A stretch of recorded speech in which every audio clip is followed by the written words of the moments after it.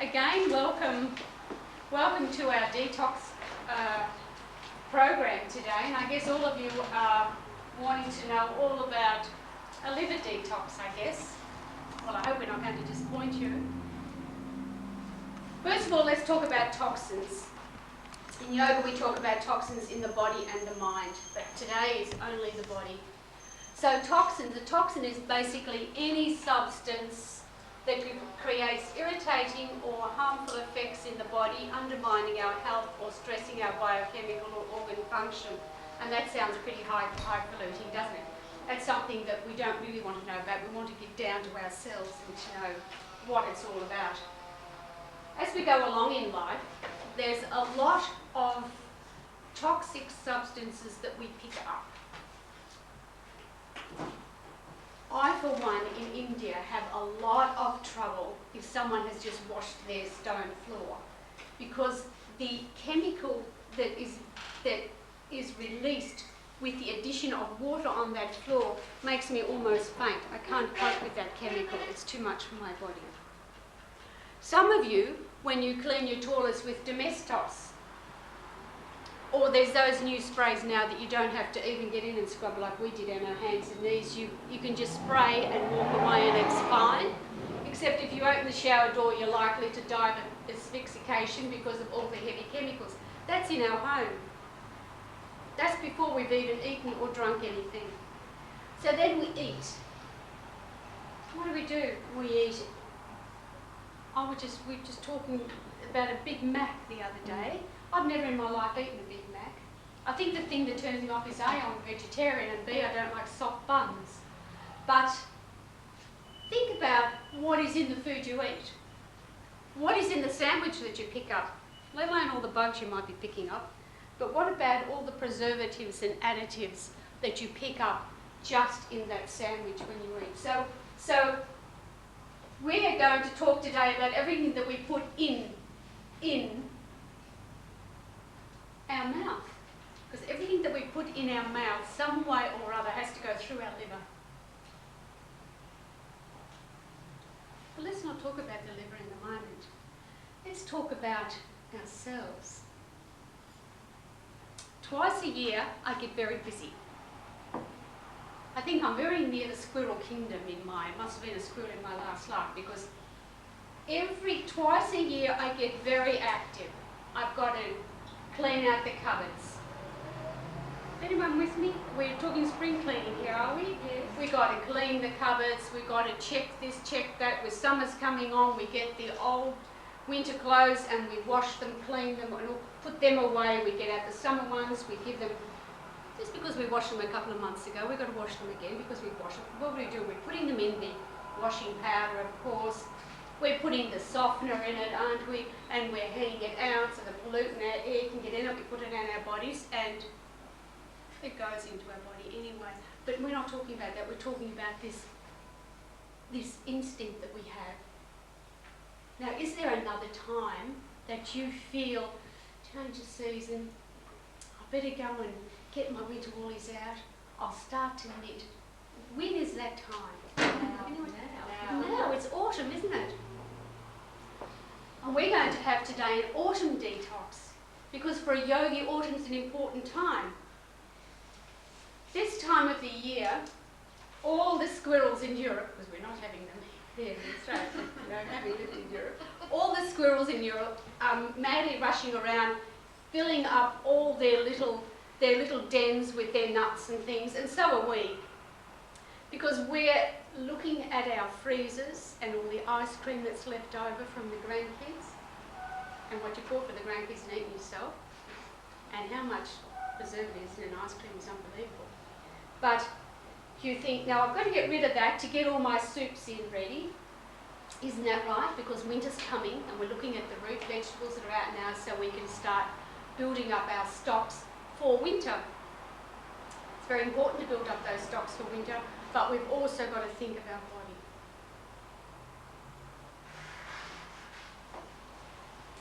Do you know, yogis tell us that there are different types of people. So now I'm going to stand you up and make you feel really bad, but Maya, would you stand up? Maya's a pitta. we say this form, she's tall, she's pretty good looking, she's got dark hair and she's slim. She's got a very wiry, slim body.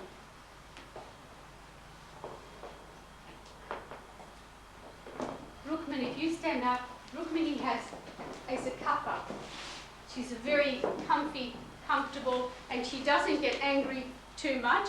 That's why she's a computer whiz. You should get her with you. I think you must be a bit bitterish. Vata, probably Vata. But she has a lot of very stressful job, but she doesn't get stressed, neither does she look stressed. Don't tell me if you get stressed.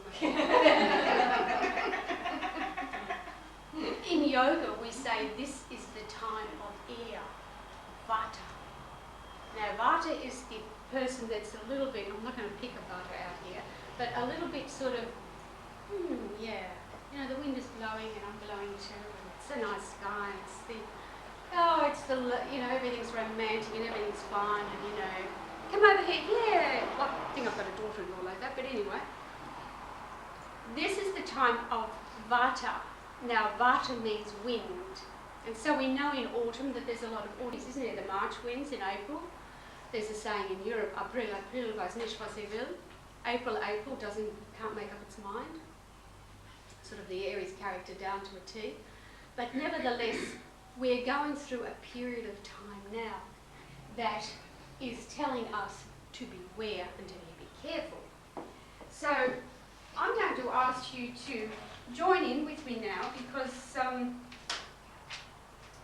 we want to talk about what happens at this time of the year, because we're coming to Vata, which means wind. You think that's got nothing to do with the liver detox diet, don't you? But actually it is the root of your liver detox diet, is to find out now what's happening within your body. Because if you don't know what's happening within your body that's being personified and projected, then you actually will not be able to help yourself at all. So we're having a look here at Vata, the wind. Now, how does wind show up in our body? Nobody knows? Through aching joints.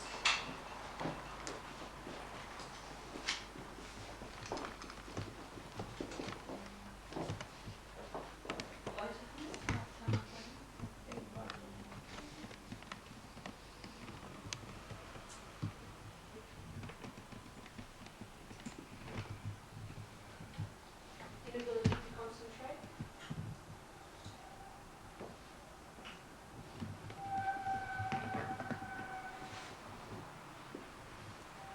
Susceptibility to cold things. And head colds.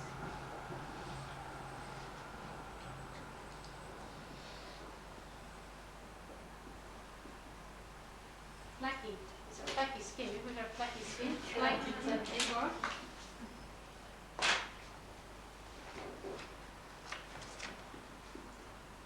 Is it? No, it's not. I think you're right. I was right the first time.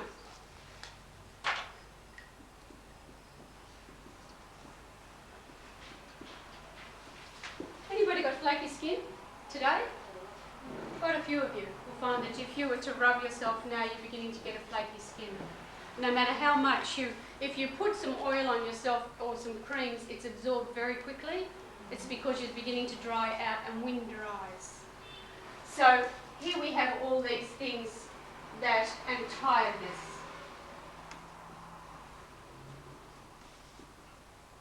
These are all the things that show us that there is a change of season, and this season brings about a lot of wind.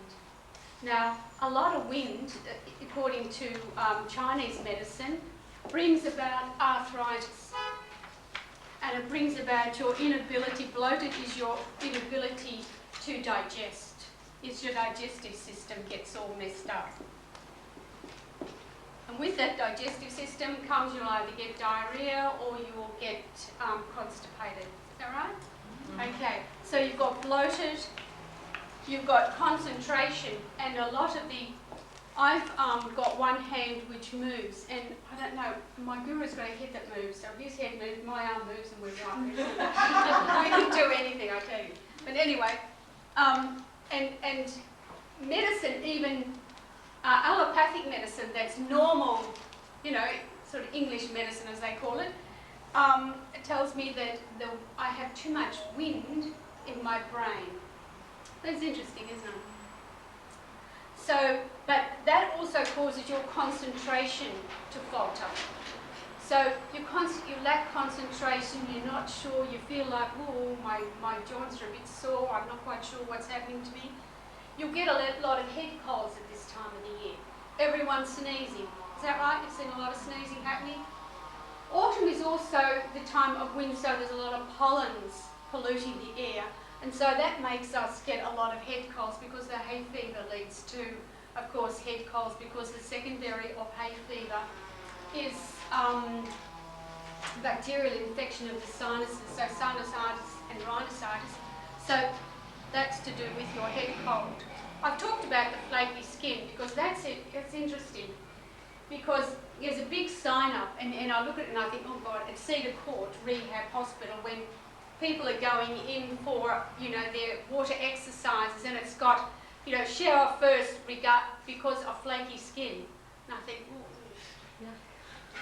Hey, you know, you just think of these layers of skin layering around. But flaky skin becomes a problem. The older you get, and if you want this problem to be exacerbated, it will become worse. So today's the day of reckoning. And tiredness. And so those who are not tired at this time of the year, you're tired. Every time a season changes, you get very tired because the body has to actually come to grips with a new season. Now, again, in Europe, I keep saying, I will say in Europe and I would say from there, this change of season is a sickness that is treated by doctors because the change of season brings you headache, tiredness, aches in your limbs, and it's called Umweltungskrankheit. So it's a sickness of your body caused by the weather changing. Now in Australia, the weather doesn't change as much. It's more subtle changes, but nevertheless, it's interesting, isn't it? Because we always think, oh look, what do they know with Ayurveda? They don't know anything. We've got here some really good Vata tea here. And let me tell you that people with Vata, you know, in this time of the year, you should not be eating salads.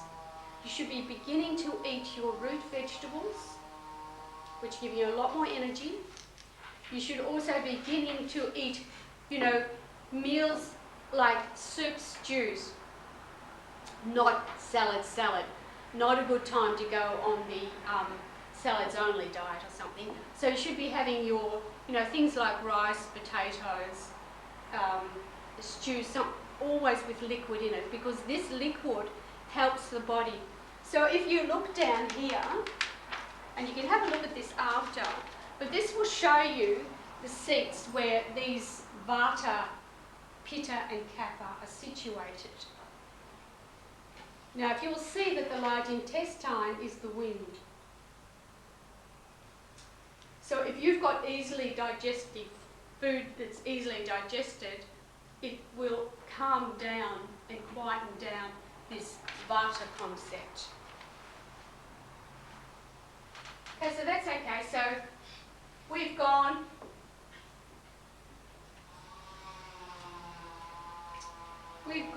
and we've spoken to the doctor. We don't feel well. The doctor tells us nothing about it, but you take a Panadol and go home. You go to your naturopath or your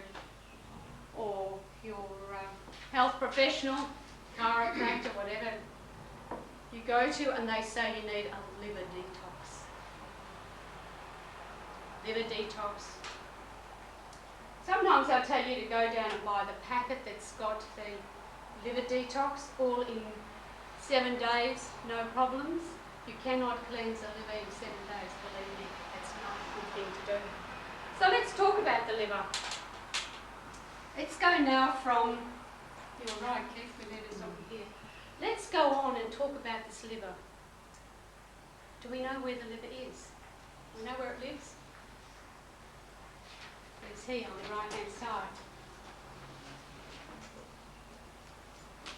It's just below the right lung, and it's got a little bit of it goes underneath the diaphragm, and a little bit of it hangs out. So if you just come in here and see if you can feel it. Do you feel anything? Just under here. It sort of lays on top of the everything. You feel anything? It's spongy, isn't it? It's not. It's having a spare tire. So some of you are having a bit of a problem finding it. You're not quite sure where it is. Go again and feel it. Just feel under there. If I press like that, I feel a bit. Okay, now stop. Put your two hands there. I want you to do now abdominal breathing. That's right. I only want you to breathe here in the abdomen. So breathe in, push the abdomen out, breathe out, bring it in. Just calm down. Calm down.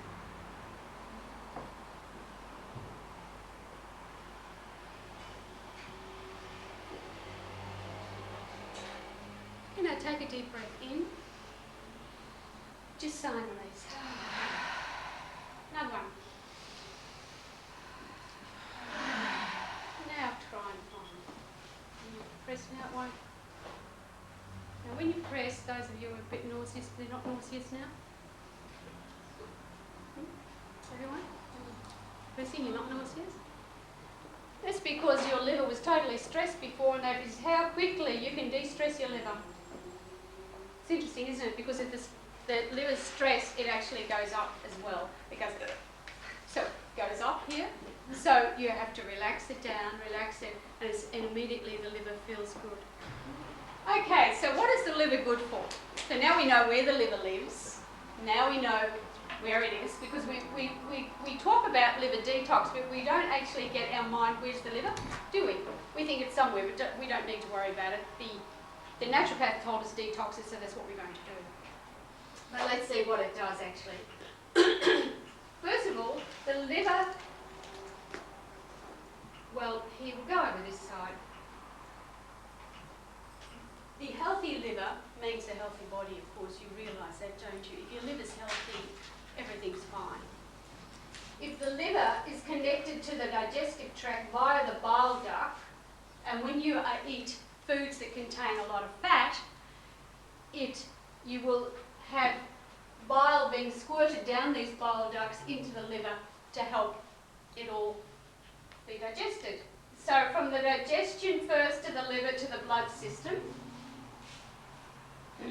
is those sort of foods. Other food is mainly into the abdomen, into the blood system, and then it goes to the liver. So there's a lot of workings going on the liver. I'm not going to get too involved in this actually.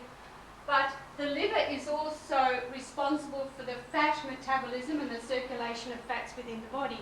So just think about that. You need a certain amount of fats, but you don't need a lot of fat. And we'll go into that later in the program. Now, what's the liver responsible for? Interesting, isn't it? It's responsible for nearly everything in the body. It's responsible for the cholesterol, the blood viscosity, that means the consistency of the blood, stickiness or whatever the blood. So the blood is right. If your liver's out, this won't be too good. It needs and distributes vitamins. It's responsible for mainly for the immune system, the endocrine system, stress, energy levels, iron metabolism, and red blood cells. So if your liver's not doing too good, nothing is doing too good, is it? So that's why a healthy liver means a healthy body. If it's at all out of balance, all this goes out of balance and you're not feeling too good. Now the liver is a dispatch centre. It's a food refinery for the digestive tract. It's the final processor for the alimentary canal. It controls the whole chemical network of the body. It purifies raw materials, taking nutrition the body needs. And remember that the large intestine is where the liquid is absorbed or fluid is absorbed.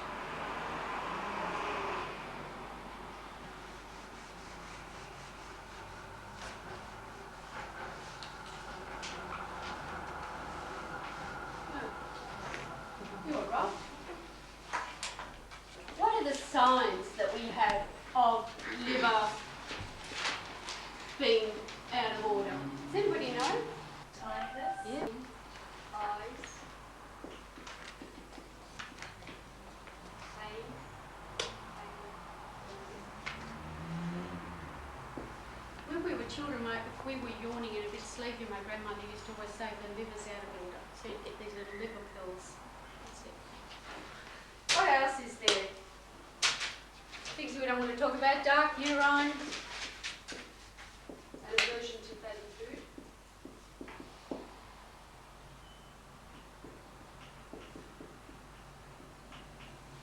And well, we've had the flaky skin before. It's all the same, isn't it? A loss of appetite, itchiness.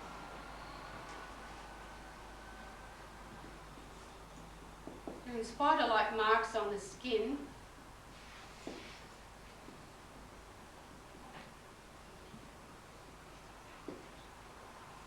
Anything else? We've got nausea, haven't we? Nauseous.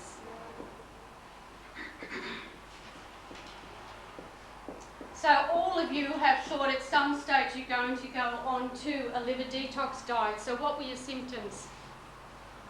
Just abdominal and general digestive problems, pains, chronic, you know what they call irritable bowel syndrome, things like that. Diarrhea or constipation. Irritable bowel. What did I say? She's on the wrong tram. We won't worry about it. She'll catch up with us pretty soon. Tremors, mental confusion. So we put here memory. I bet you didn't think when you put that watch in the freezer and couldn't find it that your liver was out of order. That's what's happened. Okay, dark urine or smell, you know, really a foul-smelling feces.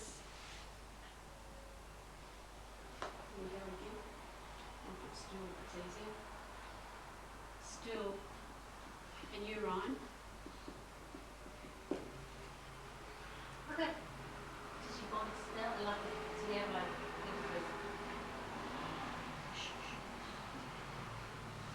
Okay, anybody got a problem that they don't want to talk about? Cellulite? Cellulite? Happy to talk about how to get rid of it. Tell you today. Cellulite and fluid retention. Fluid retention is, I always know when my liver isn't really doing well is that I have fluid retention. And it's the moment that I get rid of the fluid because the workings are wrong. It's all, the liver doesn't know where to put anything, the body's all disconnected, so boom, stick it out and just put a barrier around. So, and I find that fluid retention is really, once that goes, it's hard to write correct and talk at the same time, but once you get balance, that fluid retention actually goes. And of course, weight. Isn't weight a really big thing? Weight? what either way, like it being Now usually you'll go overweight if your liver's out of order, you won't go underweight. No, I don't know that you would go underweight, it's nearly over. The classic one of, quick to anger and things like that, like, Well, dirt on the liver. anger, yeah, well, yeah, good on you, anger. Anger is something, now anger is something that we're going to go on to at the 1st of May. We're having sort of another detox workshop that is, mind detox, and I'm going to take you through deeper. Today is our body. So let's look at all those things and think, let's pass the mirror around. Oh, it's here, don't worry. Okay, you need strength. If you've got a weak liver, you won't lift this thing. Another thing I pitched from home. Thank God I got rid of it though. But just look at your eye whites and just see the colour of them. Was it pretty bad? Oh, I don't know. I thought they were looking all right. But just have a look. And the pupil, yours are pretty good. But any yellowish in there is a telltale sign. Even if it's only, yours aren't too good. Take it around there. So she probably thought hers was all right. She didn't get to look at that. But it's interesting to look because these are the signs. If somebody tells you to do something, without a background knowledge, you're likely to do it. And perhaps it's not right for your body, it's not right for this time of year, it's just not right for you and your beliefs. So what you've got to do is just think to yourself, no, hang on, is this right? Is this really right for me? Because it isn't right for you, don't do it. It's as simple as that. So now you all see that you're all pretty crook, is that it? So while we're doing that, I'll just tell you what we're going to do today. While that's going around, we're going to have this talk, which is going to go on in about an hour or so. And then you're going to have an afternoon tea, especially for those that will be on the detox diet. And then I'm going to tell you all about how to spice your food to help detox all the time, like a maintenance program. And then I'm going to show you how to look after the other elimination parts of your body, including your bowel and your skin, which is very important. And I'm just looking here. And then I'm going to tell you how to massage your large intestine. Easy breezy.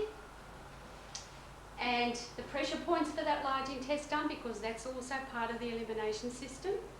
And then I'm going to teach you to give each other a head massage, which is also very important because head's very stressed, and a lot of stress is held in the head, believe it or not, especially for people who are Aries. So you're going to do that, and then I'm going to finish you off with a relaxation. Then I'm going to drop in a heap. All right.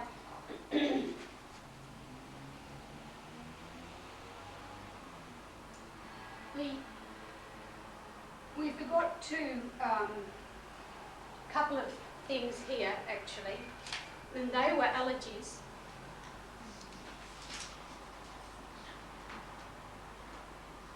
And libido. See, I don't know much about that, I can't even spell it. Being brahmachari, but there you go.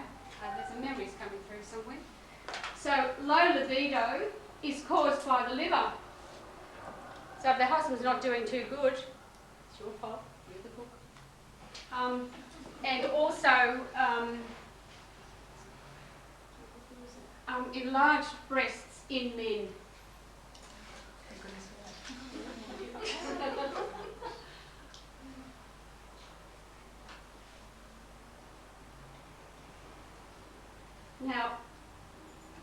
Now, I had a friend, it's a terrible thing for men, because I had a friend who had a son, about 21, and he had very enlarged breasts, and he was very worried about it, and he was very self-conscious, and didn't want to get, close to a girl or something.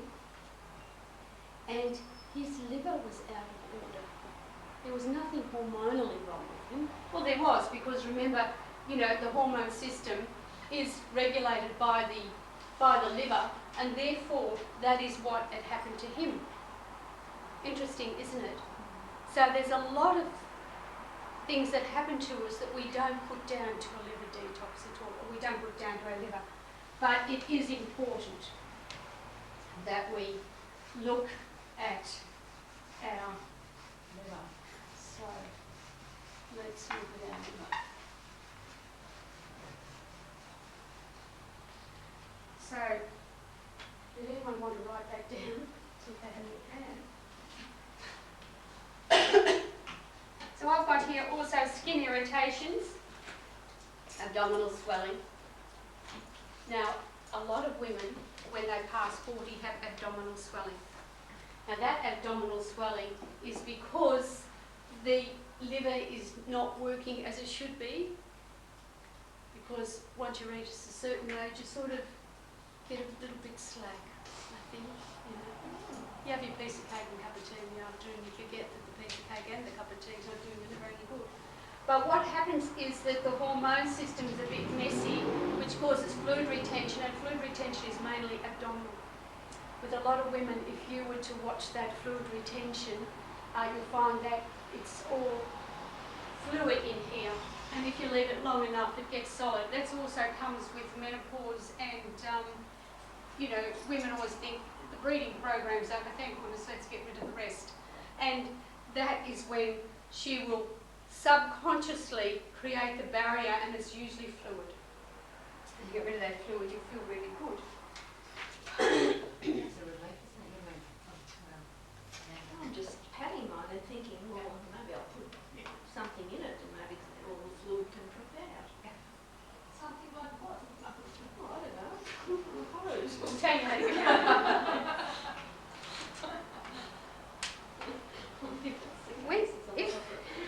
If we were to go on a liver detox, oh, your liver's out of order. If we were to go on a liver detox, we'd find our body would react. Because we're going on a liver detox that will go right to the very heart of the liver. And it's interesting because we've forgotten the other systems of elimination.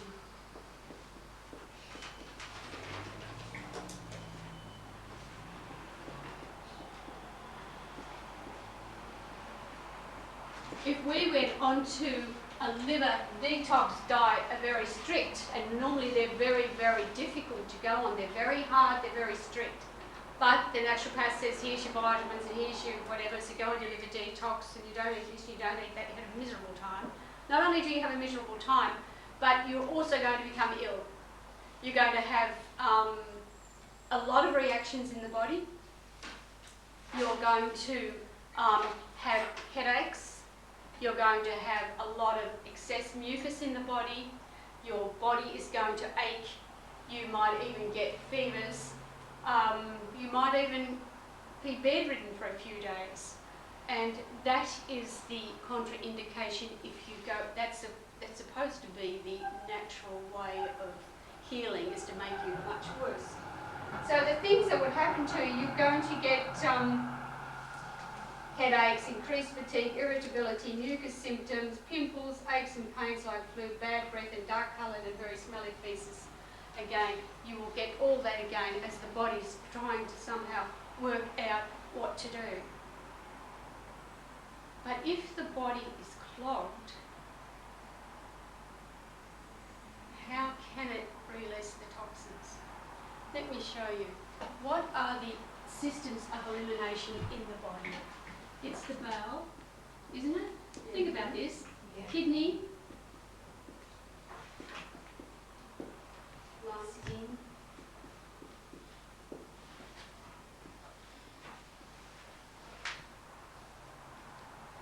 what else? Nose. I've got a little, look at me, I've got kidneys.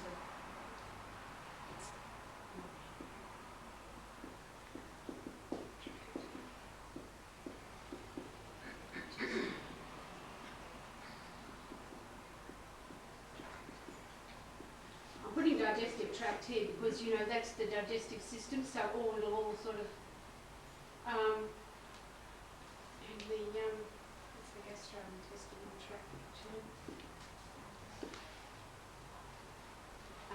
And the, so one of the limbs. We're going to do a lymph massage too, which I forgot to tell you. So, the limbs. Now, think of all that. Think of you going on a liver detox diet. Toxins that start rampant, running around the body. What is the body going to do with it?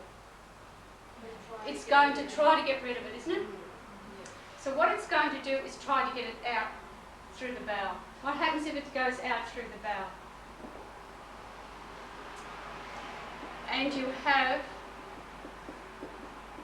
a leaky gut. What happens? If you have a leaky gut, what happens is that the toxins will seep through the gut, back into the bloodstream and back into the liver again. One good way to recycle the toxins, but not a very good way for you to feel. Now, in the urine tract, that could be the same. There could be such an overwork there, you could overwork it to the point that you've got a breakdown here. Skin, well, it can sweat it out, can't it? It can sweat it out if the If all the pores are clogged, what's going to happen? It's going to go back in, isn't it? It's going to find its way in the bloodstream and go back again. Leaky gut is responsible for an enormous amount of illnesses, including arthritis. How do you know if you've got a leaky gut? I'll tell you now. Okay, sorry. Now, the lungs. How's it going to get rid of the lungs? You are going to get sick because you're going to get a lot of mucus in there.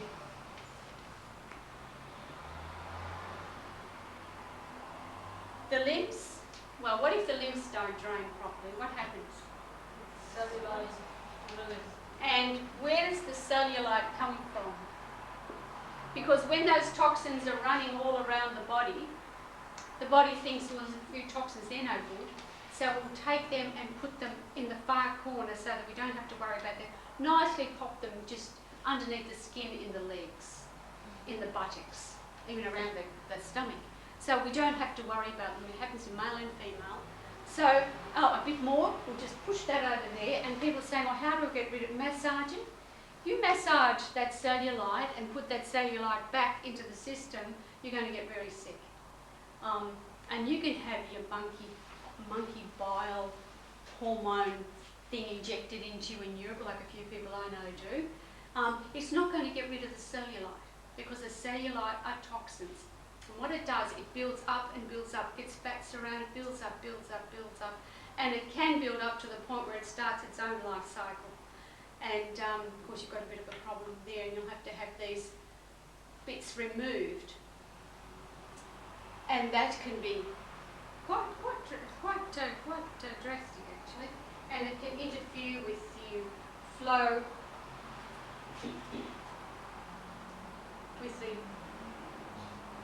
of your whole system. Okay, so there's our systems of elimination. What if we unclog them? What if we didn't go on that liver detox diet? What if we just cleaned up in our house? We got a mess inside, we can't get in. We can't get in the door to clean it up because the door's all messy. We can't get in the window because the windows are dirty. We can't even see where to get the lock to get into the window. We can't get down the passage to the door where all the rubbish is because we've left all the rubbish in the hallway, haven't we? Huh? So isn't that the same as the body? So what if we cleaned up our bowel and we figured out what to do with that leaky gut to sort of try to fix it up? How about we looked at that urine, the whole area there, kidneys, urethra, the whole works, and we cleaned it up. What about our lungs? You don't have to go around and hug a tree to get a good smell off them, to get good oxygen. But what if we cleaned up the mucus in those lungs? What if we cut down on the mucus in our body? Do you know people with extra mucus in their body, and there's a lot of them, are more susceptible to AIDS than other people? So AIDS is a mucus-based illness. What if we cleaned up all of these? And what if we started to get this to run again? What would happen? Anyone know what would happen? What else? The liver will detox itself because the liver detoxes the body on its own. It doesn't need help. It only needs you to clean up your act. The liver will, look, if you have an operation on your liver, and say they cut out 2/3 of the liver and left only 1/3, the liver is the organ in the body that regenerates itself better than any other organ and quicker. So it doesn't matter how failing the liver is, it'll work. And if you just clean up the mess around it so that it's got free flow and can do what it wants to do, it will detox the body all on its own. But that means a lifestyle change, doesn't it? That means no more chocolate and port before bed. Karen, take my beer. That means no more. Apparently you can have wine with meals these days. It's okay. But now your whole, it's all got to be cleaned up. How to clean it up? Well, I've got a very good way to clean this up. Let's just go back a little bit, because there are certain times when you need a detox. Now we know, and I've told you, that we need a detox twice a year. Didn't I say that you need a detox twice a year? Okay. Now, what are other times you need a detox? What are other times that you will think, I need to have a detox? Christmas. Exactly. To lose weight. Well, these are the real reasons. Come on, don't give me the other reasons. Give me the real reasons why you think that you should detox. If you say Come on. feeling if you've been sick or alone, probably. Illness. Antibiotics.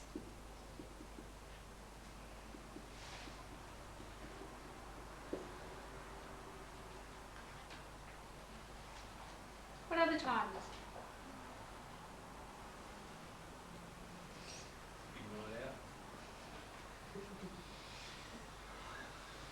You've been really stressed. Yeah. But would you do that? No, you wouldn't do it, would you?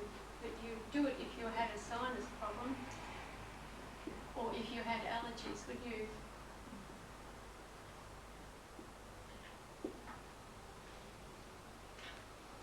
I've had too much to drink. So they're not real reasons. They're the real reasons. The others were the ones that you told to detox, and you think, I'll do that because then I will lose weight and I'll feel good. But after an illness, antibiotics, sinuses and allergies, if you do clean up all of this mucus, most of this means that you've got total imbalance in the body. If you've got allergies, your body's imbalanced. You know, you have a propensity for allergies, and that's usually because you're a mucus person. I get allergies because I'm a mucus person. I have too much mucus in my body, and I have to keep cleaning it up all the time. So they're these two. And after antibiotics, you know very well that that will kill the gut, and the bowel is going to be really bad, and it weakens the gut lining, so you'll get your leaky, freaky gut. Because you've got a leaky gut, of course, it's really quite bad for you. And your stomach won't be much good. If you've had this, your gastrointestinal tract is going to be damaged, and of course the limbs won't work because they'll be all clogged up. So, how do we go about cleaning that up, and in so doing, de-stress the liver? What should we take? Should we then, perhaps, I'm giving you a clue, elimination diet? Elimination diet. Number one good thing. So, an elimination diet. So what stresses the liver? Overeating.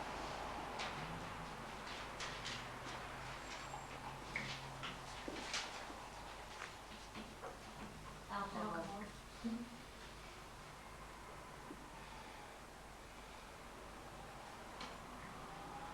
No, I always have trouble spelling this alcohol. A-L-O, what is it? A-L-C-A-R. O-H-O-L. Alcohol. So alcohol we know stresses the liver, because after we've had a big night out we have a very yellow skin and we think, gosh, you know, I shouldn't have done that. A bit of bite of the, bite of the dog that bit me or fixed me up, but really it just puts you in a comatose state again. So alcohol's no much good. And we realised before is fats. Too many fats coming into the body can't handle the fats, isn't it? let's put away good and bad fats. Let's just say fats. It just can't handle it. What else is there that we've got that's in this? The environment is just We're not talking about that, we're talking about the body. nervous.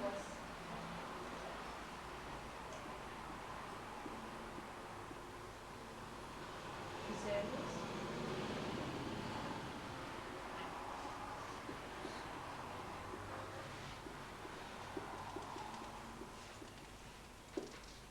Processed foods.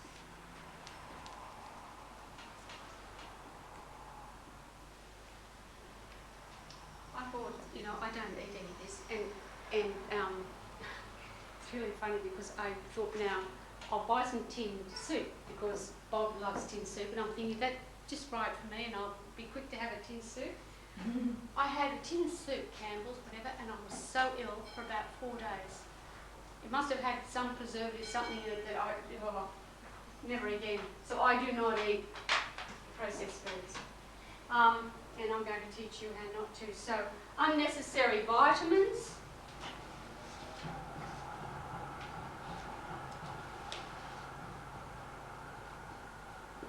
I went to the podiatrist on Friday and he said to me, now how many tablets do you take? I said,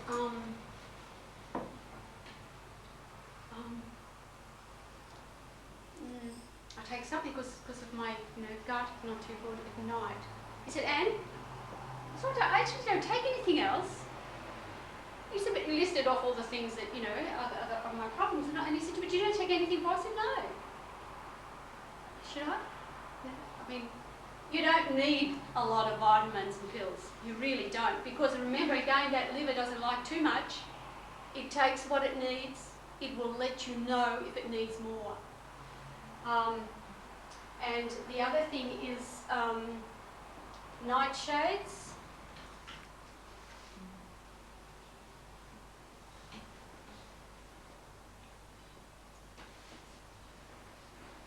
And dairy foods.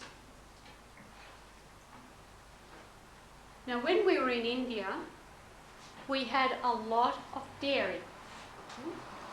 Well, we had a lot of dairy. We had a lot of dairy, but we did not have it from the cow. We had it from the buffalo. The milk from the cow and the buffalo is different. If you're lactose intolerant, you are not intolerant to the buffalo milk. So if you were to drink buffalo milk, you would drink goat's milk, probably is okay. Rice milk or something like that, but the dairy food out the window. It's no good for you.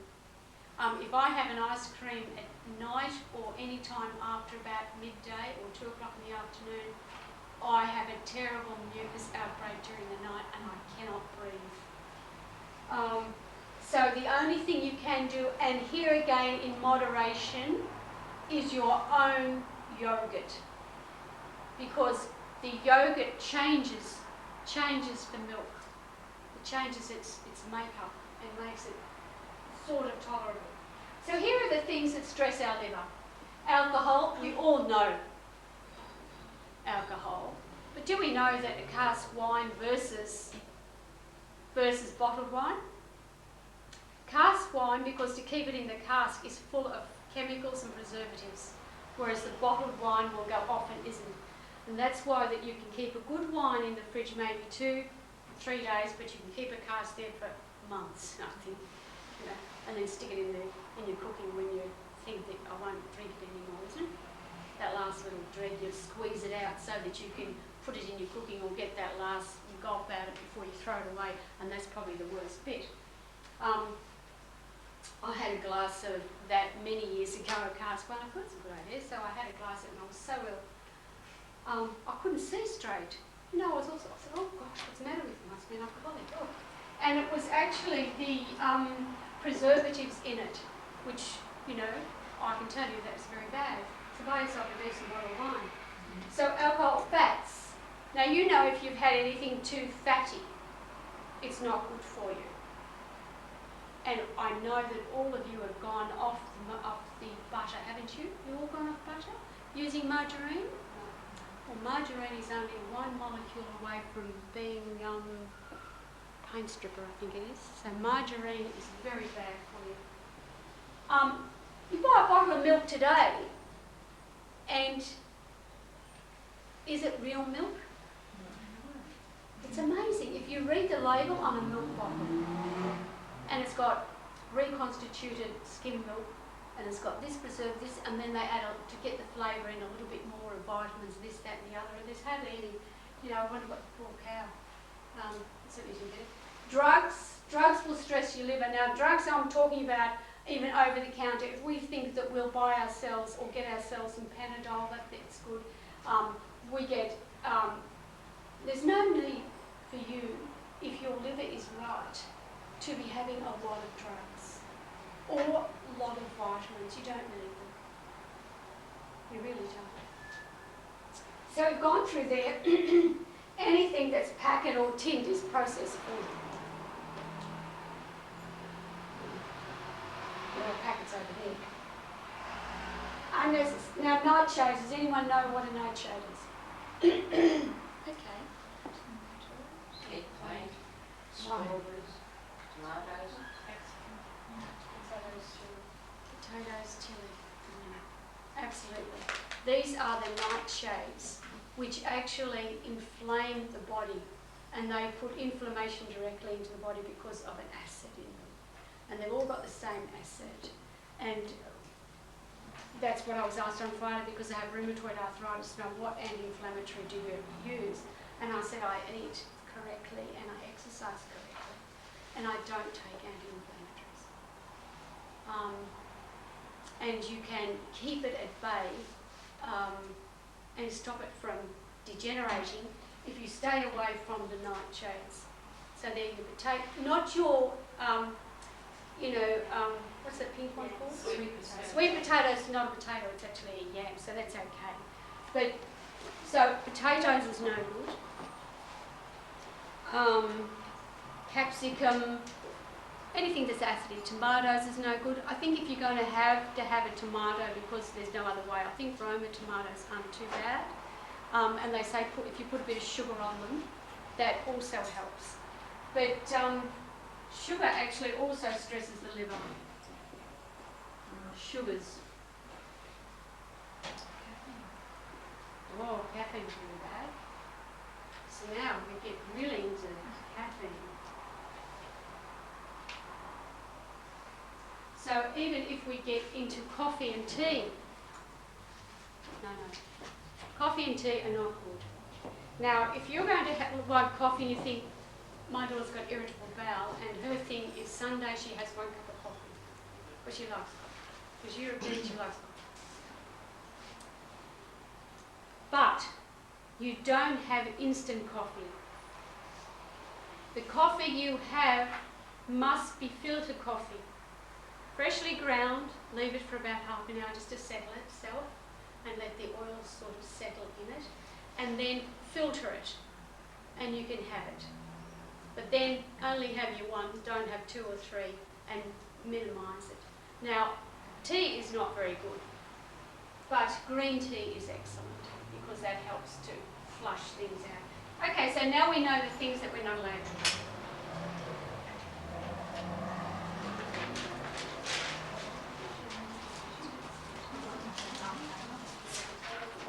I've handed out to you a piece of paper that is called the elimination diet.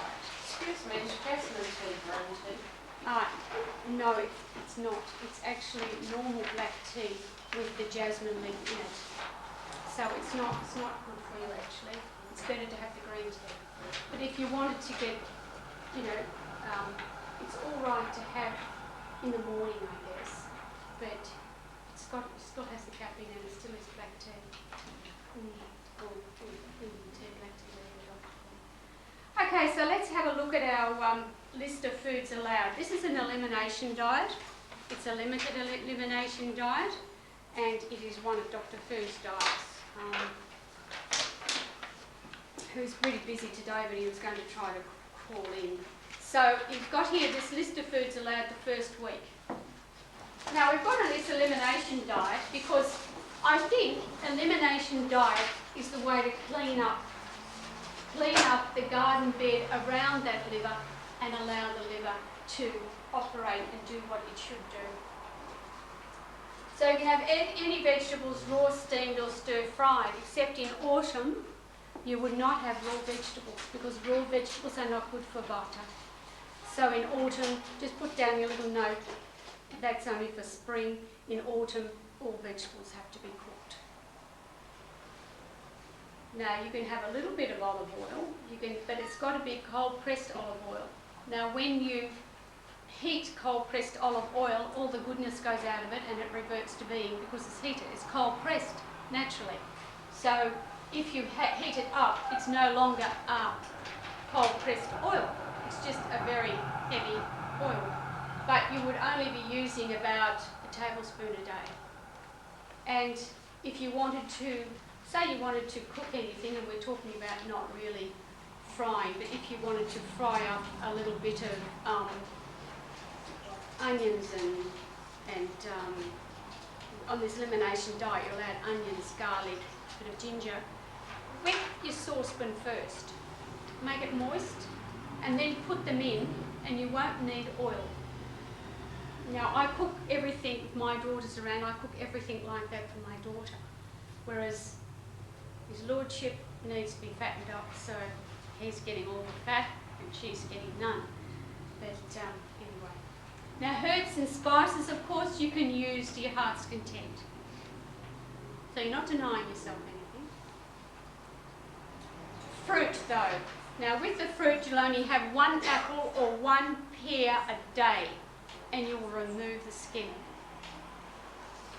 You can have nuts, you can have almonds, 7 of those, but they've all got to be raw. Almonds, walnuts or hazelnuts can be eaten. Now these are the nuts of nutrition.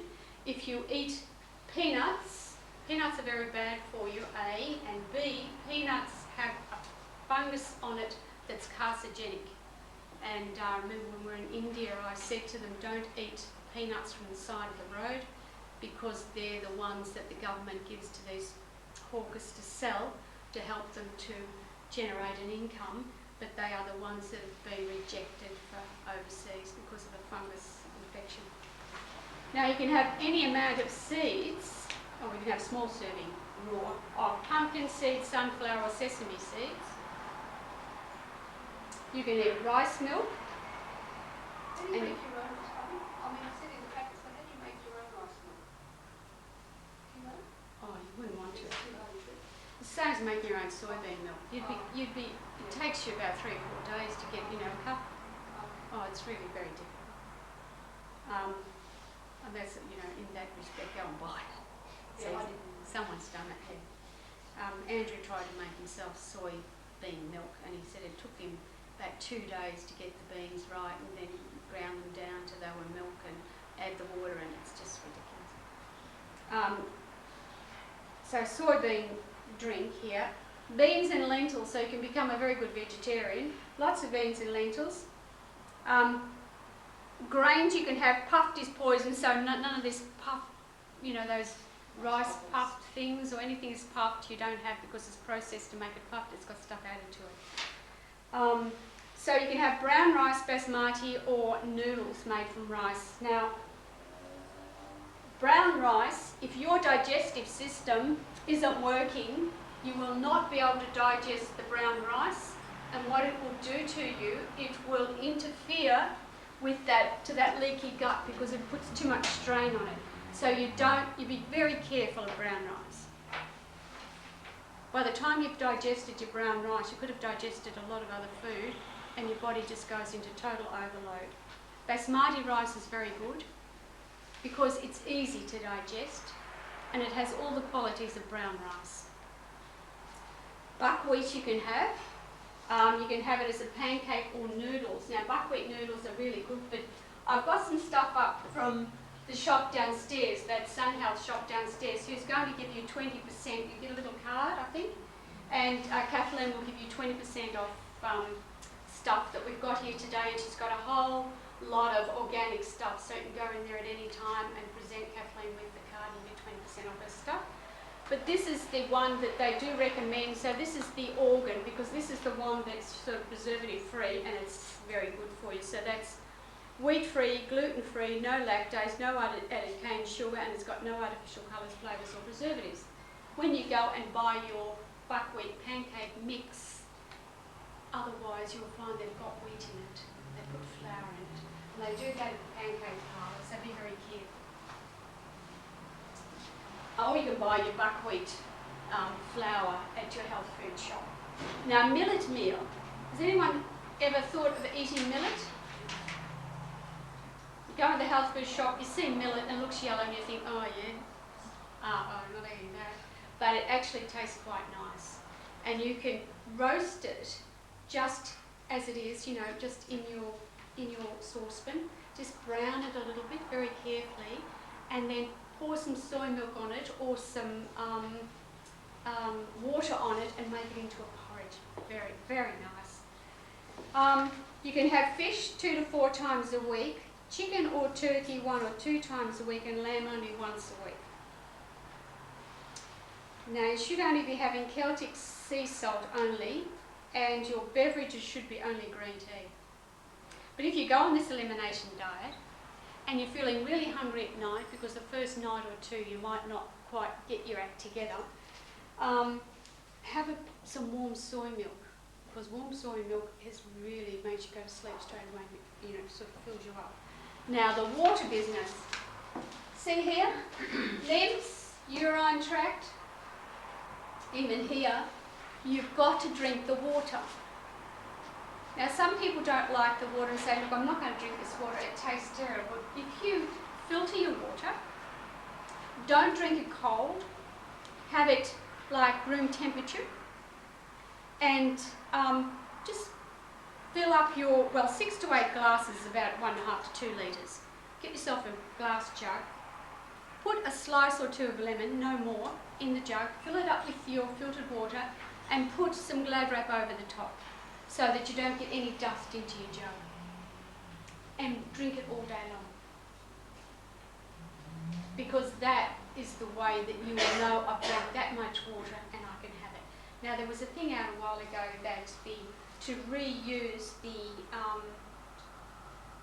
if you reuse the water from the bottles that you buy, it's carcinogenic. Plastic. That's not for Australian water. Australia doesn't do that. Australian law states that they can't have those sort of bottles. They've got to have bottles to be reused. So you're okay in Australia. So, now if you drink water, you know how you go out to dinner and they give you water and they give you wine, they give you the bread. So by the time you've done all that, you don't feel like eating again. Is that right? And so what have you done? You've actually upset your gastrointestinal, your digestion before you even started your meal, because you can't drink and eat at the same time because your fluid in the meal itself is enough. You should not be drinking with a meal. And no more of that bottle with your little evenings out into. So what are you going to avoid? You're going to avoid wheat and wheat products. They're absolutely taboo. Yeast products, all citrus fruits, processed food, oils or fats of any kind, all nightshade fruits and vegetables, eggs, oats, rye, barley, corn, alcohol, milk and milk products, sugars, chemicals and flavourings. Now, it sounds like you can't eat anything at all, doesn't it? Isn't it? But let me tell you what is a really nice meal at lunchtime is to buy some buckwheat noodles, cook them up and mix them with a little bit of, you can mix them with just a little bit of, well, if you wanted to, you could mix them with some tuna fish, which makes it absolutely delicious. You can put pepper on it, and pepper is very good for the lymphatic system. Black pepper clears the lymphatic system, so if you've got some freshly ground black pepper, put that on, and that is absolutely, it's a delicious meal. And you won't want to eat anything else. You won't want your bread or your cup of tea after it or anything else. You just want that. The other thing is, why can't you have some rice and vegetables for lunch? It's not. It's about the same amount of time as it is to make a sandwich roll. Women have a problem because we think, oh, it's just for us, and that's a really bad way of thinking, because you're the crux of the whole family. So if you break down, or something's wrong with you, what's going to happen to the rest of the family? Let me tell you, they don't cope terribly well. An old yoga teacher said to me once, a woman holds the standards of the family. So that's a pretty big responsibility for a woman, isn't it? I always tell my husband, if I wasn't around, you'd be, dirty old man probably. Won't wash or clean anything. Now I've got down here that this is an elimination diet, and during the first few days you might get a headache, you might feel hungry. But let me tell you, if you get a headache and you feel hungry,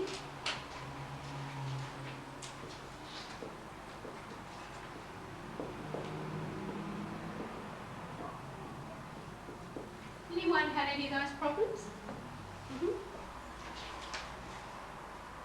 If you go on this elimination diet, you will kill this and they don't come back. Even cold sores.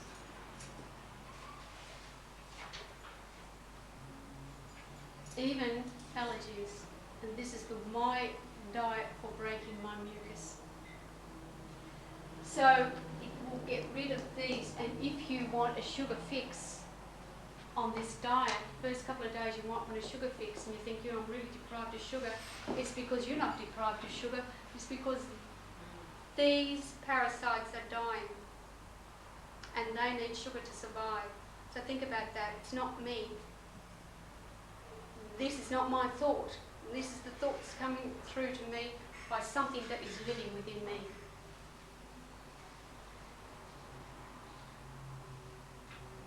So when you get your headache, don't take Panadol. Have some water. Most of us are dehydrated anyway. We need to be rehydrated, so take some water, drink water. You might find that the memory, you think, I'm forgetting things, my memory's not as good as it was.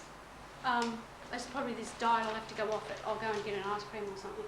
No, that's only because wind shifting, it's a passing thing, it goes.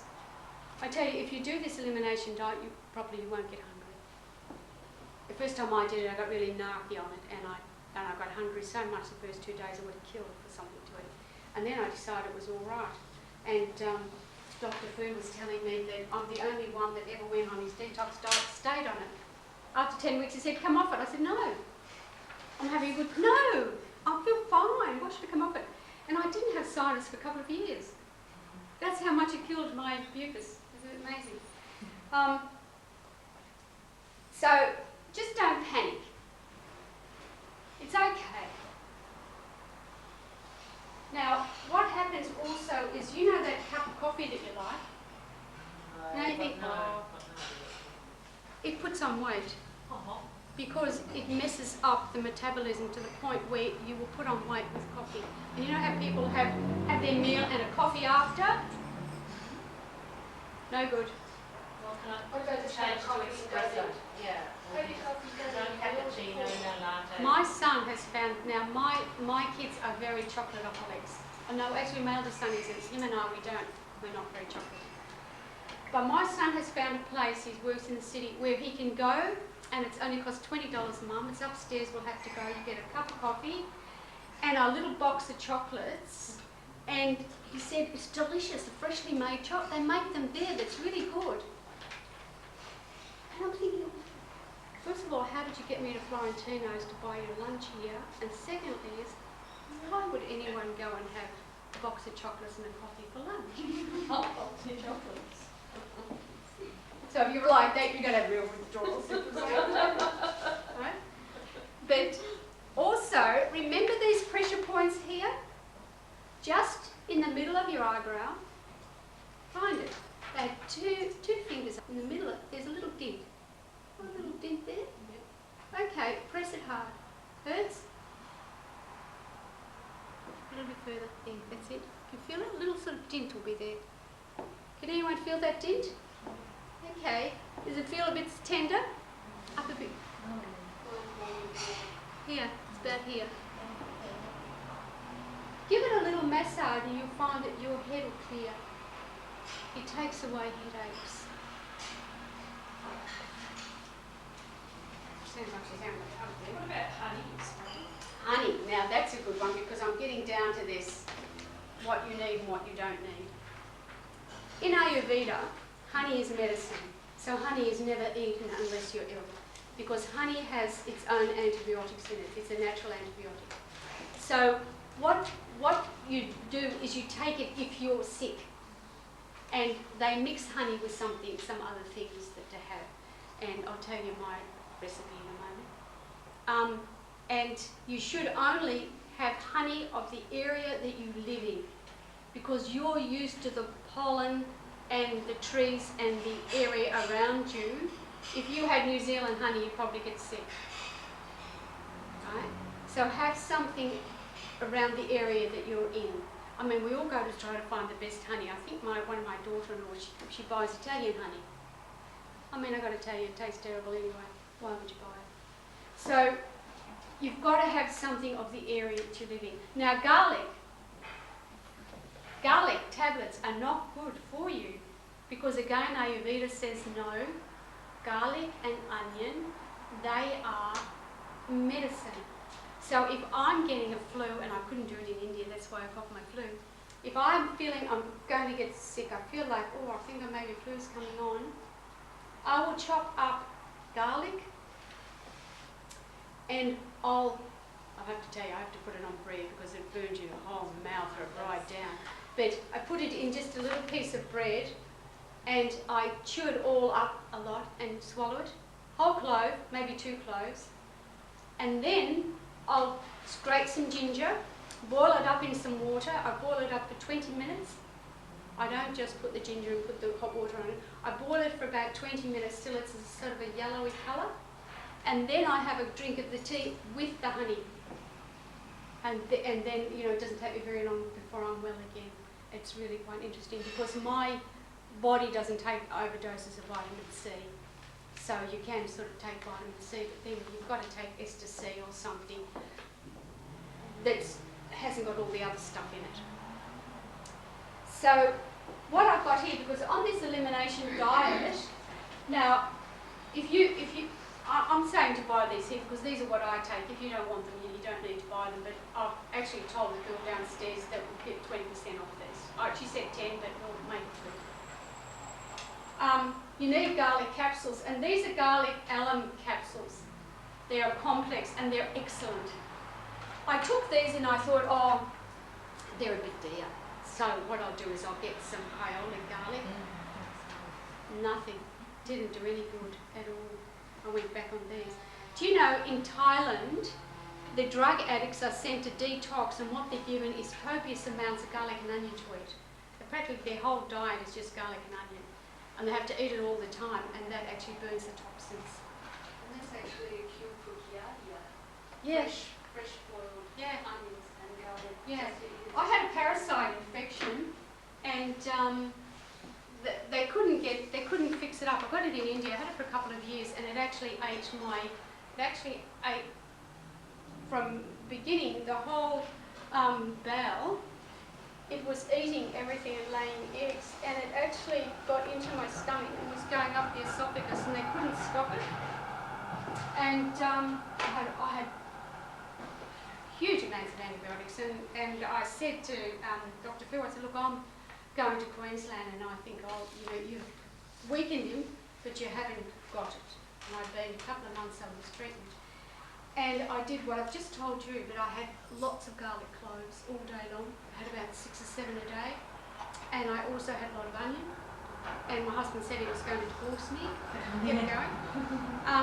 And I had that tea, that ginger tea, all of the time. And I said to my husband, when you can smell me, tell me.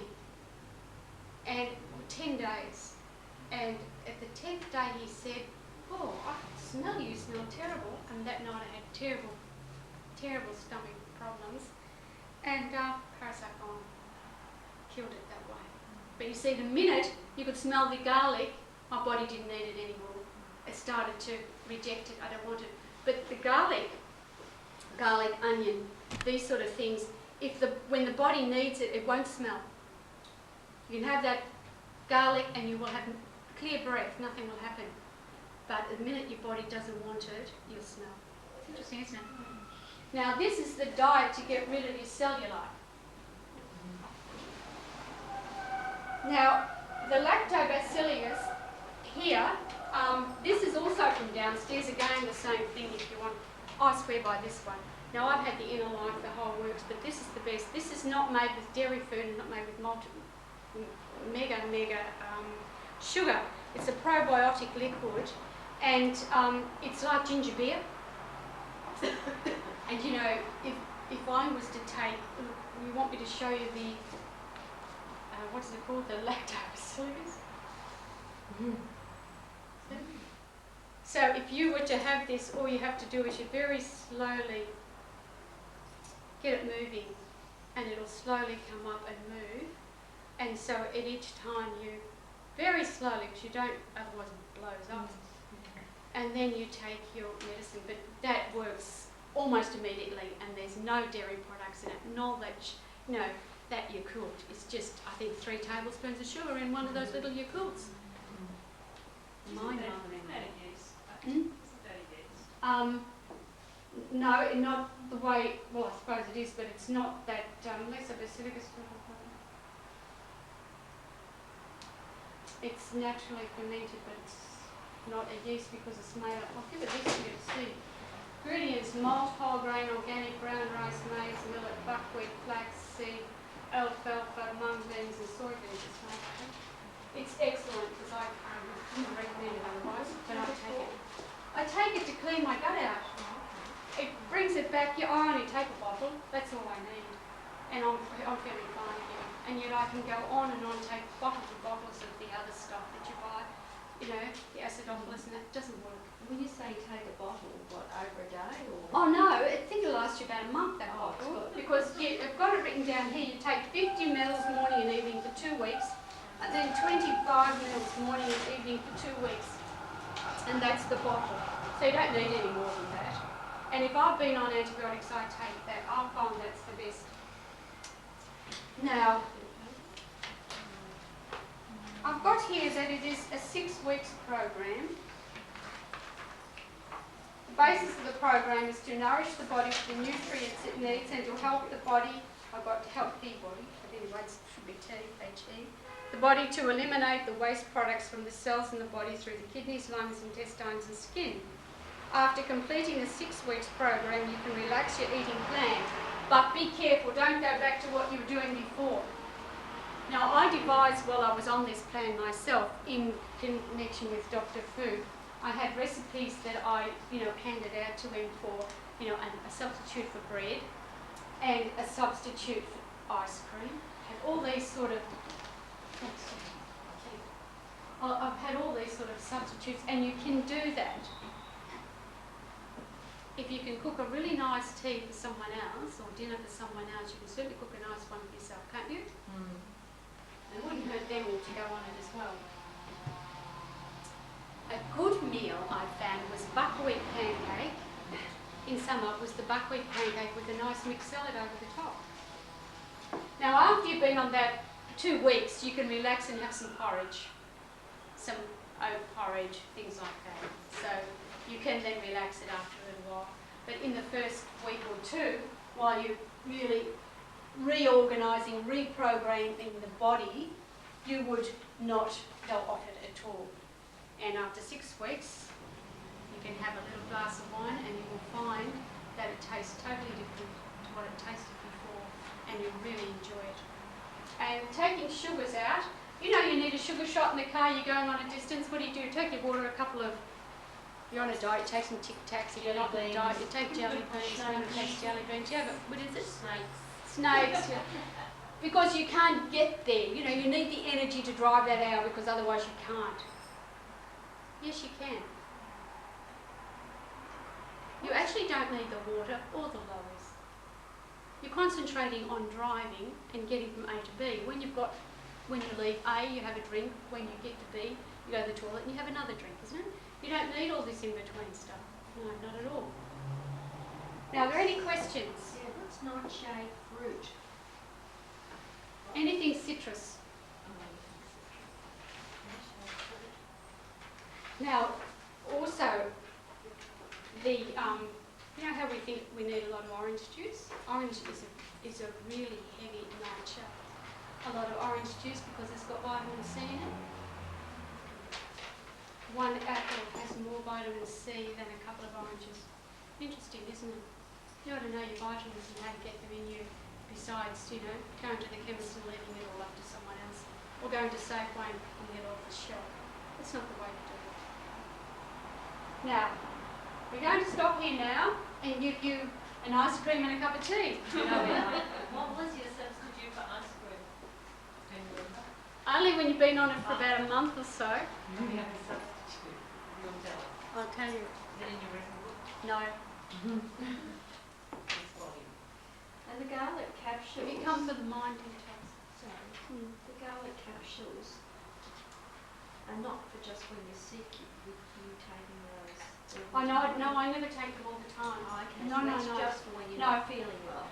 If I'm not feeling well, I have a garlic Yes, that's what Clove. you're saying on bread. clove on bread. Yeah. But these help you with the detox because it's the garlic and it's the onion complex Okay. all together, and it's much easier to take this way. So And it's just in a pill form.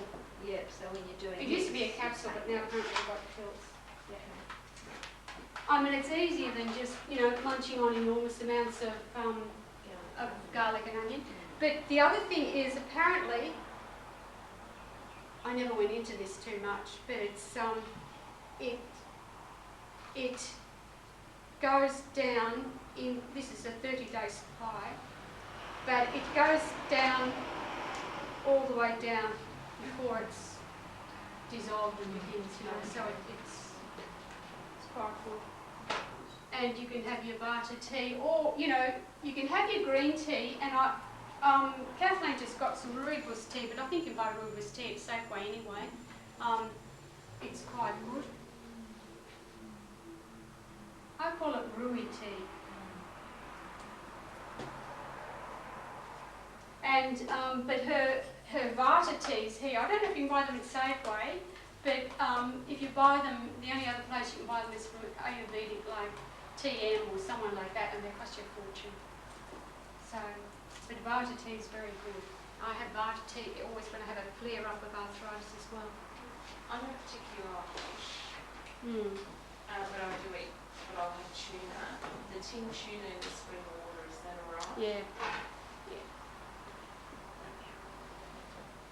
But if you wanted to have, you know, if you want to take that to work, but if you want to have the tuna at home and you don't want to fry it, you can actually fry tuna in a bit of water.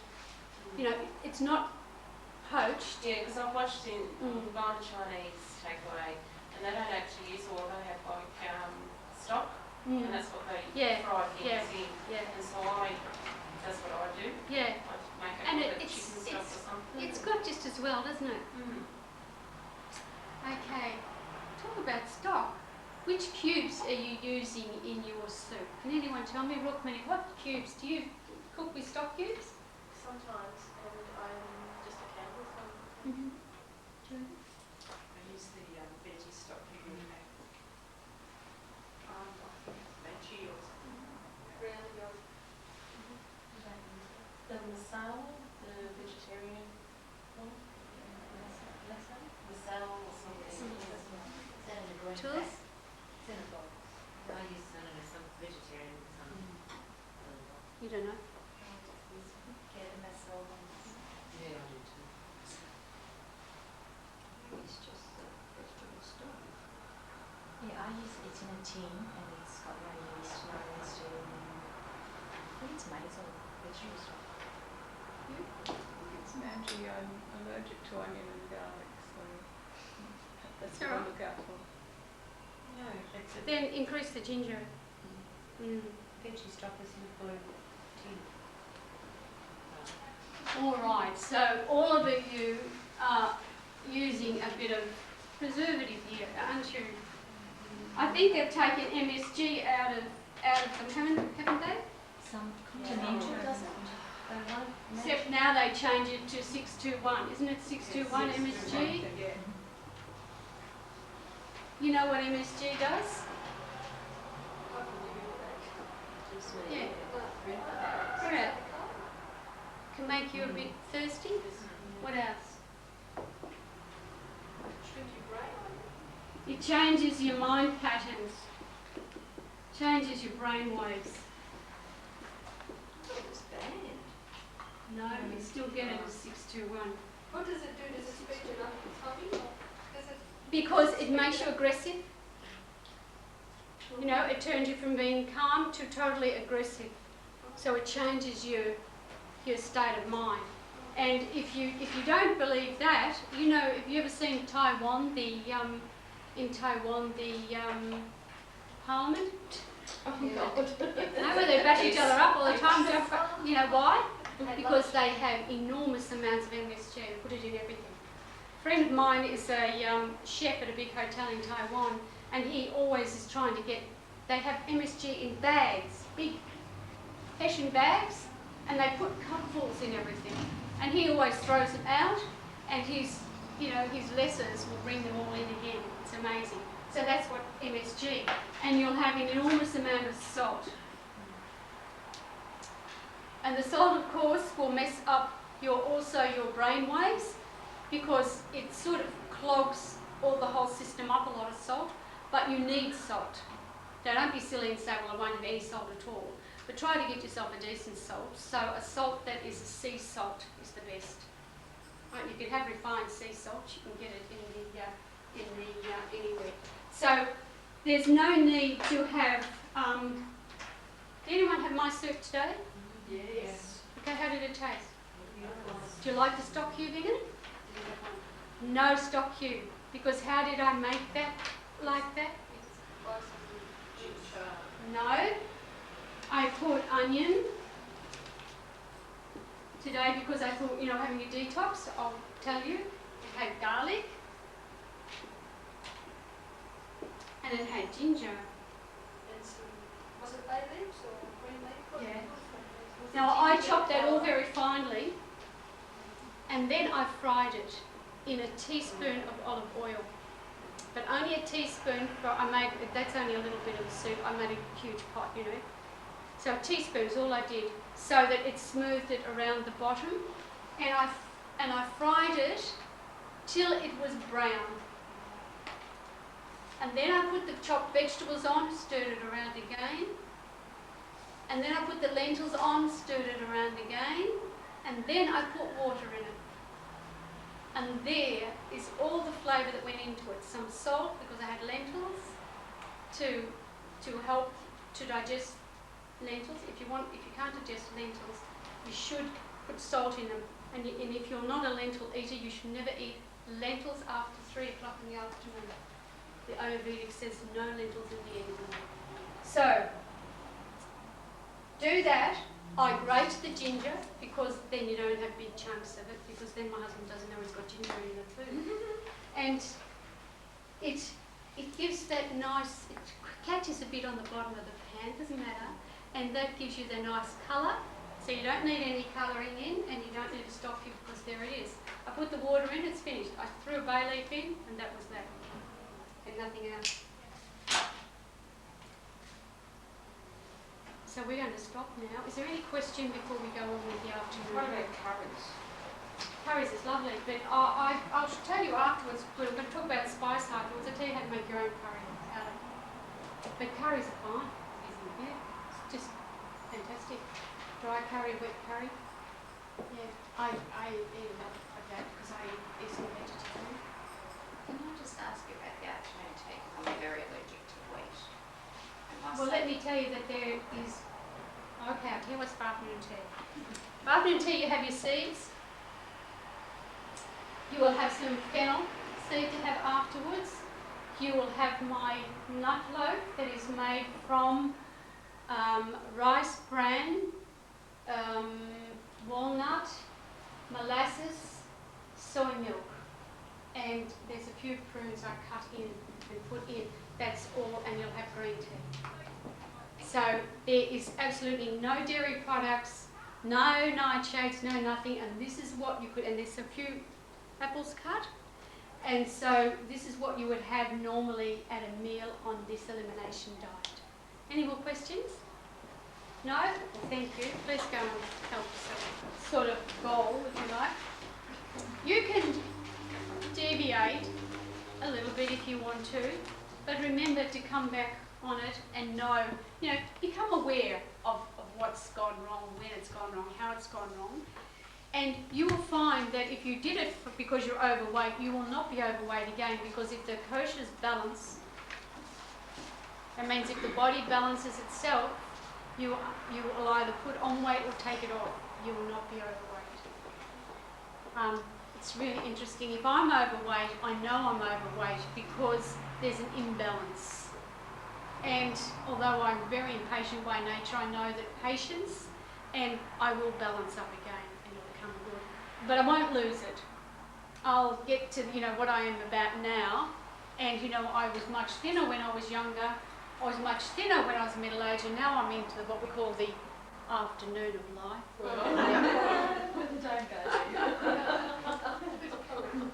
It's a bit bigger than it was in the morning, my morning years, but nevertheless, it's, I guess, what you're supposed to be.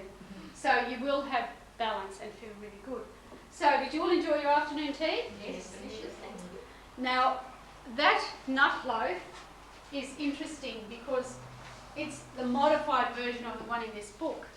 And, I can never work out, I'm always a bit too, I think, I can't find a tablespoon, so I just put a couple of molasses, I just pour the molasses in, so we think we might have had a bit too much molasses, but it doesn't really matter. This is a book I wrote for vegetarians, and in it I've got all the hints and tips that you need.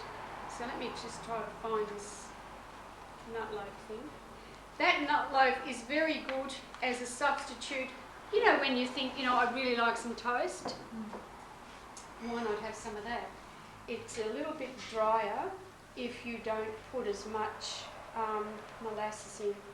But I like it with a bit of molasses in anyway. Molasses is good food. Okay, we've got this nut loaf. It says 2 cups of all bran in this book, but we're not into wheat, so that had 2 cups of rice bran in it. I didn't leave it overnight because rice bran absorbs the liquid quicker. So you can almost do it almost immediately. And instead of having 2 tablespoons of molasses, it says here 2 cups of soy or 2 cups of milk. And then you put 2 cups of plain flour. I put rye flour in, so there's no wheat product in that at all, which makes it heavy. If you were to put the normal flour in, it is quite much lighter. But if you put, and it's good to eat because it fills you up, doesn't it? And it's 2 level teaspoons of carb soda. There was absolutely no sugar at all. And dried fruit, of course, isn't very good if you're on one of these diets because it feeds you candida. So, and it's got a preservative in it. But I did relent and I put a couple of sliced prunes in there and some walnuts. And they were fresh walnuts, which I crushed down and put in just for a bit of extra flavour. So there's definitely no sugar, but it tasted a bit sweet, didn't it? So you don't need the sugar. Now, what I do for every day is that, how you have people and they like cheese and biscuits and things like that? Well, if you serve the cheese with that nut loaf, it's really delicious cheese on that. And my kids actually, if I've made it, will usually come and get some because they're having visitors and they have it with cheese and bickies, so that's really something. So we can have cheese? No, you can't have cheese. It's when you're off the diet you have cheese.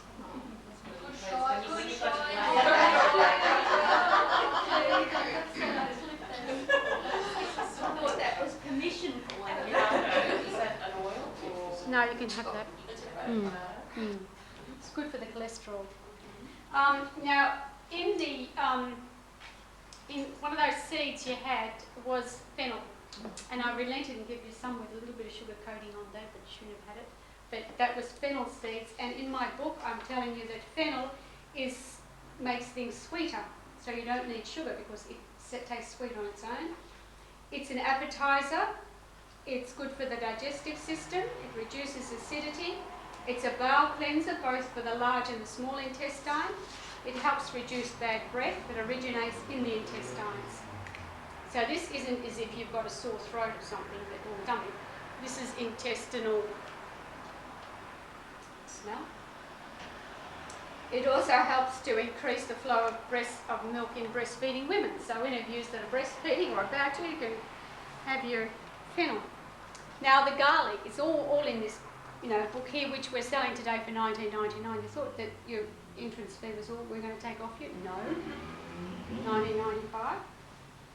Garlic. Intact garlic contains an odourless sulfur-containing amino acid called alanine. When crushed, the alanine becomes allicin. Allicin helps lower cholesterol and blood pressure and helps prevent blood clots. It also helps reduce the risk of developing hardening of the arteries. Compounds found in the bulb kill many organisms, including bacteria and viruses, that can cause earaches, flus and cold. You shouldn't have taken those antibiotics. A few garlics would have been fine, stick it in your ear. Look, we're all women here, but I tell you, many years ago, this naturopathic friend of mine said garlic's good for throat. I said, well, how? And she said, you put it up there. And I said, really? She said, yes. And I went home and tried it and burnt myself out. Otherwise I would explain. I said, that wasn't too good. She said, did you try it? I said, yes. She said, I've never been going to. Oh, I did it. Let me tell you, it's not good. Take it in the mouth only. That's it. I've heard the same with yogurt. Oh, yogurt I do. Yogurt's good. Although they're telling us now it's not good, but it certainly does. It's amazing. Probably depends on what yogurt you're using. Yeah, gel or something like that's pretty good. So now that we talk about this hardening of the arteries, compounds found in the bulb kill many organisms, including bacteria and viruses that can cause earaches, flus and colds. It helps with diarrhea and the digestive element. Taken raw with ginger tea can aid the elimination of gut parasites. Well, that's my bit. I've put lots of my own bits in here, so it's pretty good. And ginger stimulates circulation and elimination, helps gastric problems, boosts the immune system. It has a heating quality. Excellent for motion sickness, sickness from morning sickness and cancer drug-induced nausea. I put someone who had cancer and was really nauseous from their chemo on ginger tea, like I've told you, and it helped her quite a lot. Stimulates the saliva flow and digestive activity. If you have dry mouth, which as you're getting older, everything dries up, so including your mouth, right? So you go to the dentist and the dentist says, oh, got a bit of tartar there, you've got a dry mouth. And I thought, what else is dry? Tell me. Honestly. And so if you have the ginger tea, it helps the saliva and it helps things to... So how do you make the ginger tea? Grate the ginger up. Now it depends if you want it, strong or not. But I have a good, like say 2 centimetres, and it'll do me about 3 or 4 cups. I grate it and I boil it up for about 20 minutes, and then I cool it and have it. And I have it during the day, and I don't put it in the microwave because I just heat it up again. Yeah, no, I drink it hot. If I'm got a cold, I drink it hot, or I put it in a thermos flask and keep it for the day. And if I'm not well, I'll put the honey in it. Because that helps the digestion. Oh, it's good for the digestion. It warms you up. Really bad dry mouth. Yeah. She's got fungal. So, well, I've got dry mouth too because I don't have a thyroid or whatever.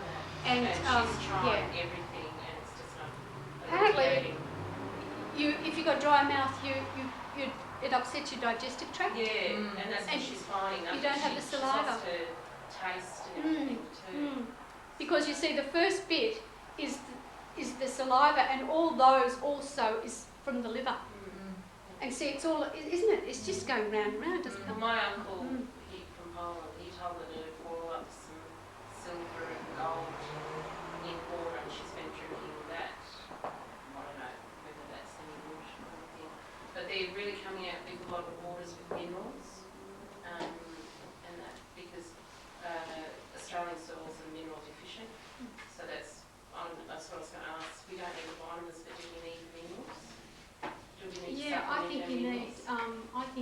tissue salts. Yeah, absolutely.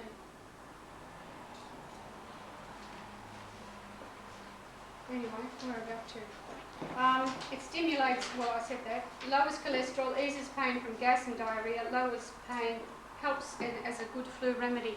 And if I have an arthritis flare-up, if my rheumatoid arthritis flares up, I drink only ginger tea. And I drink a lot of it. I drink it all day long. But don't drink ginger tea after about 4 o'clock in the afternoon because it stimulates you to the point that you can't sleep at night and you'll be quite awake. Go down then to your soybean milk. And all this you can have on that elimination diet. Was everything. Chilies. Actually, I like chilies. So chilies, a moderate amount of chilies actually aids your digestion and helps with stomach disorders. But if you eat too much, your stomach will become totally disordered. On this diet, you're not supposed to have chili, are you? No. No. See, as I said before, black pepper. Black pepper warms the body, improves circulation and cleanses the lymphatic system. And I know, see, I watch myself. Now, if I go to the, no, I don't like that fine black pepper. I like the real, yeah. Don't like it like that. I like just the cracked. You just hit it with a hammer and it's sort of. And if I go for that, I know, my lymph system needs a cleansing. So I'll have it liberally. And I eat on everything then. And then I won't have it again, see? So you're saying if you really feel like something like that, go for it.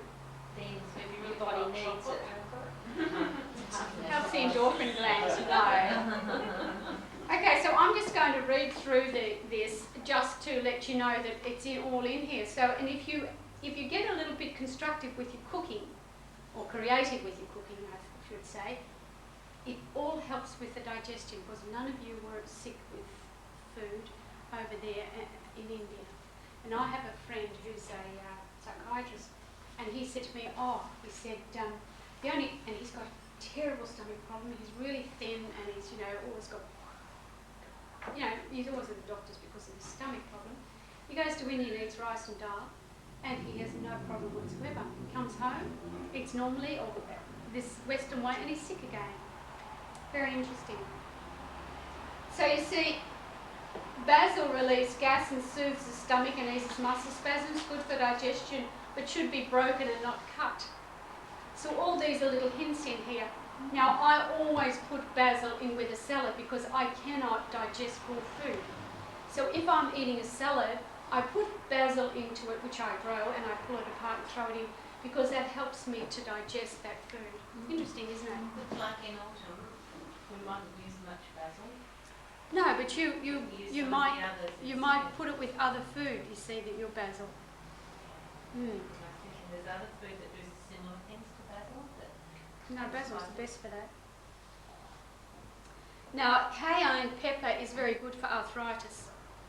They're coming out always with ointments for, and I'm always a guinea pig. I go to my rheumatologist and said, look, so-and-so's got this, he's got this ointment and it's really good for arthritis. Will you try it? Yeah, okay. So I go to the place, try it on. No. I said, no, it's no good. I think I would just rather have chili or something, or my ginger, because that helps. But, cayenne, which is a substitute for chili, in Eastern vegetarian, if you can't tolerate chili, you put cayenne pepper in. If you can't tolerate your onion and garlic, you put asafoetida powder in. Hing. You don't need any onion and garlic then. And cayenne contains the alkaloid capsaicin that relieves pain by blocking the pain messages to the brain. Taken with large amounts of water at the onset of headache relieves any type of headache. Added to food, cayenne helps stimulate appetite, improves digestion and relieves gas, nausea and indigestion. It also helps thinning of the phlegm and eases the passageways of the lungs. So cayenne pepper on your food. My family like cauliflower gratin. I feel the cauliflower gratin is probably the most uninteresting food you can get. So it's one of the times when I'm extremely liberal with cayenne pepper on the top. I stick it into the white sauce and I make the white sauce out of the cauliflower water. I don't make it with milk because you don't need the dairy food in it. And if I've got, copious amounts of cayenne on it, A, I can digest it, and B, I can get a bit of taste at least. Isn't it? Dreadful stuff. And I also put nutmeg, which I haven't got in. And I've also got rosemary. Rosemary is good for headaches. Stimulates the scalp. So, but it does take the blood pressure up. Remember, rosemary increases your blood pressure. If you've got low blood pressure, you can have rosemary. If you've got high blood pressure, you don't have rosemary. But rosemary is good. If you have a sprig of rosemary, boil it up again, 20 minutes, half an hour, till it almost looks a bit oily, the water. And then I actually strain it through a coffee paper strainer, put it into a bottle, keep it in the bathroom, and when I wash my hair, I put the final rinse with that because I've got very thin hair, and it stimulates my hair and it stimulates hair growth. So there's lots of stuff in here, and we will during this year have a cooking course as well. Well, I teach you how to make a vegetarian food that is, and you'll be able to eat it as well. So that's what we'll do. So that's with that. Now we want to talk about our lymphatics. In the morning when you have your shower, and I've got those gloves. Have you got those? In the morning when you have a shower, have your shower. In, out, quick, get dressed, go. Is that it? Stuff something in your mouth on the way out the door and you're finished. This is your morning. Good morning, how are you? What you should do when you get out of bed, because of your liver, is glass of water. Not cold water, room temperature water, just a glass of water. It doesn't matter, it's going to be your best glass of water for the day because already it starts to get things moving. When I was just recently in India, I think I've told some of you, but my girlfriend and I, we were having bed tea. Well, I must admit that I'd already had my cup of tea about 2 hours before she'd even surfaced. But she said to me, you want some bed tea? I thought, oh, we'll have another one. Okay, because, who knows when the breakfast's arriving. And she said, you have to eat something with it. I said, oh, yeah? Yes, because in satsang they told us, and satsang is when, you get around at a spiritual thing and you have a few chants and they tell you, how to breathe and whatever, sort of a bit of a yogic sort of thing. I said, oh, really? She said, yes, you have to eat something with it because, it's very bad to drink without eating. Oh. I thought, and where'd you learn that? At satsang. Oh. Mind boggles. She ate it, and she ate the biscuit with it and she got sick. And she blamed it on her husband's wanting to eat such and such the night before, and what else. But it's because in that morning drink, if you're going to have a drink of tea in the morning, have it on its own, because that morning drink in the morning is to get everything moving. Your saliva, get the acids going right, and your drink of water will do exactly the same, and it will help your bowel. By the way, the way to heal your leaky gut is actually with fibre, and if you add to your food fibre, it will help. Don't overdo it, but if you have a couple of days a week of vegetarian rice and dal, stick to your lentils, have your porridge for breakfast. Now, for breakfast, you've got here, I've given you my recipe for muesli, is it? Somewhere?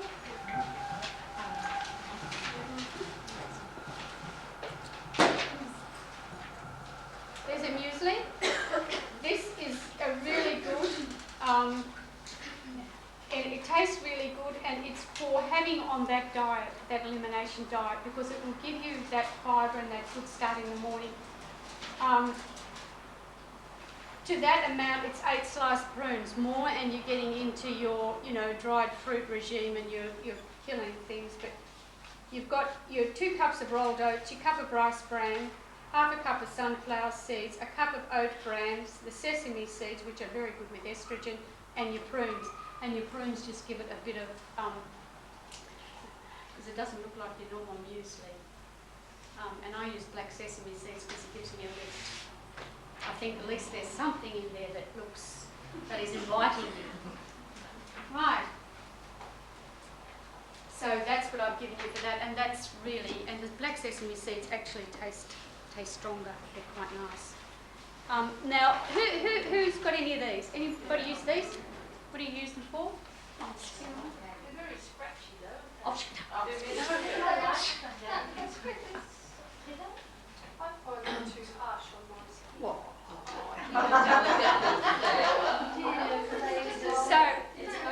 what? Well, what you can do is just with your hand anyway, but I find this is really good.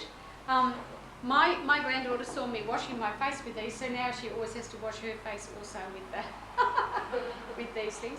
But I use these to stimulate my lymph glands in the mornings under the shower, because they're on warm, and I've got a little bit of soapy stuff. We don't use soap. My daughter says not good soap. You have to clean the shower too much, so you use the liquid stuff. Anyway, you put it on whatever it is, and you begin to come up the arm. Now, you don't need to press hard, but if you do it with these gloves, and I'll just hand them around, so you just hold it like that and just go on your skin, and you'll see that it just stimulates you just a little bit more. So we've just up here, under here, and ladies, you'll be watching here that you don't have any lumps, you feel that. Here, we're going to do this in a moment. Here, this is the way I do it. Here, well, there's a few there, so just from my ears down, and then I come here and rub it all in. And then down on your legs, on the inside of your legs, around underneath here, up here and underneath here. Now this is the pressure point for your, here in the groins, the pressure point for your lungs. Now as you're coming up, give them a good wipe and just, just check that that's all right, because if you've got a little bit of infection here, this is going to be a bit sore. And if you get these going, that's going to help up here as well as your limbs. So under here and then in here, and again the other side. That's all you need to do. So let's stand up and let's start. Okay, has everyone felt that? No, you didn't all feel the glove, but you got the idea. All right, let's go under here like this. In here. Sorry, here. Here. These are where there's lymph glands, and this will help you to drain. Pull them in. Put under here. Now up here, down. Take it all down towards the heart. That's it, down. Oh, come on, little liver, you'll be right. We'll look after you. Can you feel something when you do this? Like, is it possible to feel it draining? Yes, it is. And then here, just up the side of your leg, underneath. Now grab hold underneath that whole knee. Give it a few good. Up here then. See, you're pushing it up, you're making it under here. Right under there. And the other side.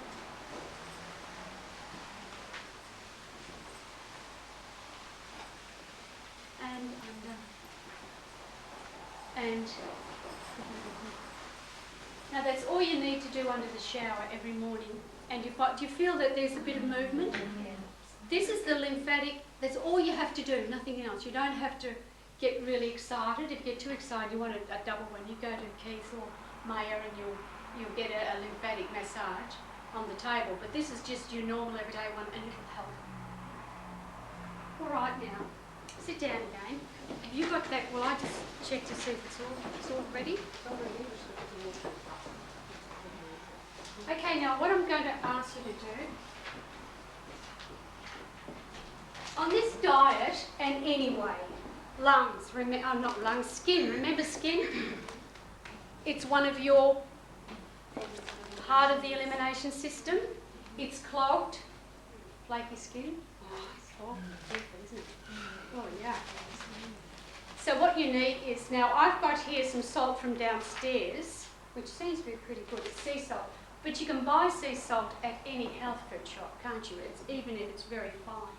Now, at this mind detox, I might give you other ways of detoxing, and you would be taking and washing out the eyes and things with salt, but you wouldn't do it with this salt. But this is the salt that you can take and have a salt bath in. Now, it sounds really good to have a salt bath, doesn't it? Mind boggles. Stick it in the bath or whatever. No. This is a scrub for the skin. If you stick it in the bath, it's not going to really do too much to you. So before you have a shower, at least once a week, doesn't need to be every day. I've done it every day for a week if I'm feeling that I really need to release a lot of toxins, and also helps the cellulite. Wet your body first and have this and rub it all over your body. Scoop it up, handfuls, and rub it all in. Now, you would think that I can't get down my back, isn't it? You would think that. What? Oh, I can get down my back, see? But if you can't get over down your back, a wooden spoon, tie yourself a face washer around it, and dip it in and do it all over your back. It's very easy. You don't have to go down and spend $12 for one of those huge brushes. Just do that. That's all you need to do. And put this all over you, all over your feet, underneath here, up here, all over. Then have a shower. And it stays on, does it? No, it'll come off when you shower. No, I mean, when you're putting it Oh, on, yeah. you don't Well, it need doesn't to put matter. an No. oil or anything. No, it doesn't matter. You're just using it to sort of... This actually has the iodine and that in it that goes into the body, so it nourishes the skin as well. So you get not only do you get rid of that flaky skin, it nourishes and nurtures the skin as well. And by rubbing it with this, it invigorates it as well. Gets really, the glands start going really well. And be careful, because you may need to go and put some creams on after. So it might just dry it out because you get rid of the flaky skin. I don't always need it, but you might think, oh, I'll put a bit of... Because I've probably got drier skin because of rheumatoid arthritis actually dries. I'll tell you, everything on me is dry, and in my skin. So now what we're going to do, we're going to go to the bathroom, and you're going to wash your hands in soap and water. And then you're going to go into the kitchen and you're going to find some of this salt. You're going to rub it only on one hand. Rub it on the hand and then rinse it off and then come and sit down. So one at a time. What you have... Are you all enjoying today? That's what yes. Otherwise I'll go home and get my own salt. The thing to do, of course, with your body is when you want to oil it up. Now, I'm a believer because... and in Ayurveda also, they tell you that for Vata you need sesame oil. Sesame is important. So in autumn you would need to use more your sesame oil than your other oils that you use on your body. Now I find that if I use oil on my body, it really reacts really well. And I also like to put some essential oils in my own oil, in my own sesame oil, and I don't always buy the black, the really expensive one. I go to the supermarket and buy the sesame oil off the shelf, and it's just incredible instead of your gold press. And you put your your essential oils in it. Now, perhaps you would want some rosemary at this time of the year because that's a calm. Remember, your Vata, air, you need the calm down the wind. So you need calming things like your lavender in it. You need to be balanced, so you need to put your geranium in it. And what did you have when you rinsed your hand? Rose water and rose, so that the rose is good for your heart, and it's warming and it's calming and it's soothing. Glad you explained. So if you use your sesame oil on you now, sesame oil is the one oil that actually goes right into your bones. So if you are also suffering from your osteoporosis and all the rest of it, estrogen will go immediately into the bone. And why not do yourself a favour? Now in Ayurvedic terms, you should have this great big warm oil bath every day and then wait 10 minutes. Now you don't have to heat it in your bathroom too bad. And then you go and have a bath. And then you have to dry yourself with a towel that's used only for that purpose because you'll never get the oil off it. And if you sat on my lounge suite, I would kick you out because your body gets so full of oil it just sort of oozes out of you. I've had a few, my Indian boys, and where their heads have been, they're still in my couch. No matter what I do, I have these black head marks all over the place. So you don't need to go to that extreme. I don't think so. If you want to, fair enough. Now, when you have a bath, put a bit of the oil in the bath. And when you're in the bath, put a few rose petals in. Love. You feel love yourself, but it'd be good for your daughter to get in nice rose petals in the bath. Put that all over you. How good you feel when you get out, isn't it? And, the smell of it will help you. You feel good. Rose is good for the heart, and that's why you had those. And they were just rose petals out in my garden. Right. Now, the large intestine needs a bit of movement, doesn't it? So you put your books down and we're going to have a little massage. Now, the large intestine, you can't see this very well, and I'm not going to draw a picture.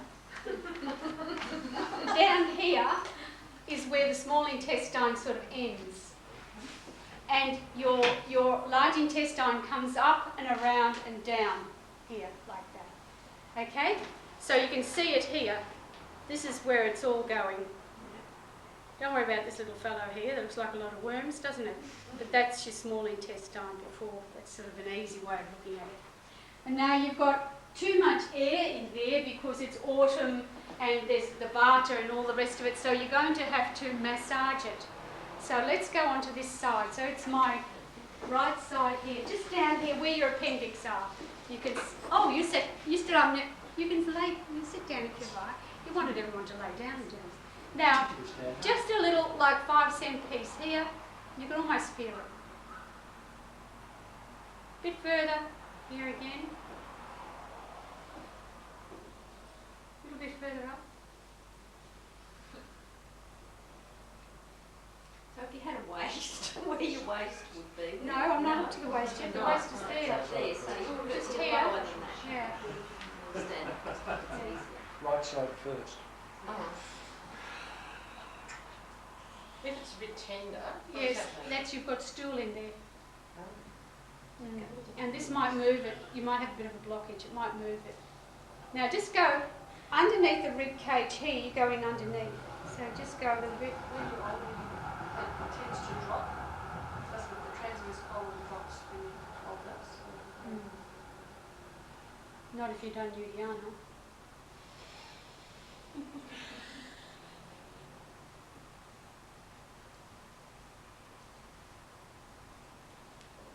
Now some of it might be a bit tender. It is. Yeah. And then you'll go down again here. Now this is where you're coming into what the bowel part of it down here, or the sigmoid colon or something it's called. Down, still little sort of movements. Get a headache? Well, you're probably better off you do this on your bed, but at least you know. Now come away from it and come just where your navel is. Just again you're going to just go, and that just gets things moving. You've got the large intestine moving and now the small one as much as you can. You'll give it a little bit of a lift. So you'll go around the same way. You'll feel it?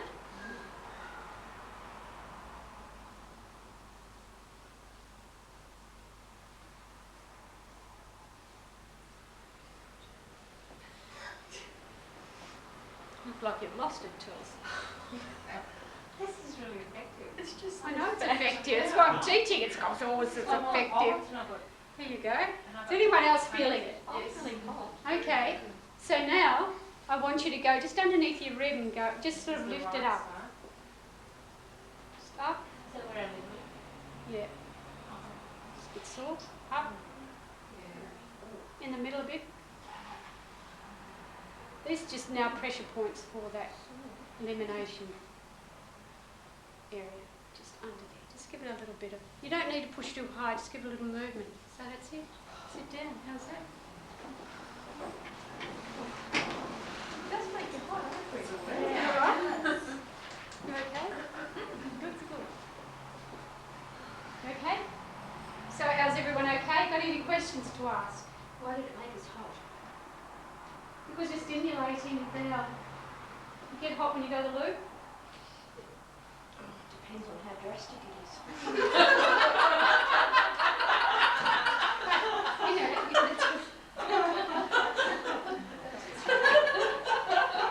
do you know that when you urinate, your blood pressure goes down and it puts a lot of pressure on the heart, and many people have heart attacks and die on the toilet urinating.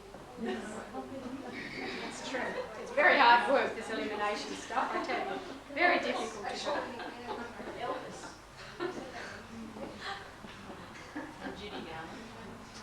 Right. So now we're coming to the... You see what I took my watch off, and why did I take my watch off? Because on this elimination diet, the watch with the battery on it will zap your energy. And where you put your watch? On this pressure point here. So this pressure point zaps your energy here and here. So only have a winding watch. I tell you what, when I used to go and see Dr. Phil, I'd take the watch off and put it in my pocket and go. Say, oh, you're good, you don't have your watch. Go out, so where's that watch? Put it there. So people don't take the watch off, take the watch off. So now we come into the segment where we're going to have a head massage. But what I'm going to ask you to do is please ask me any questions now, because after the head massage I'll give you some relaxation. I hope that you'll be floating out of here and you won't be able to ask any more questions. All of this here you can buy off us, of course, and we won't make any money of it, but we're certainly, I certainly think this stuff's pretty good stuff, so I myself am going to get that live acetobacillus, whatever it is there. So, any questions? Can you tell us how you make your curry as well? How I make my curry? Yeah. Okay, so how I make my curry. I think I've got it in this book. Okay. I'll tell you how I make it.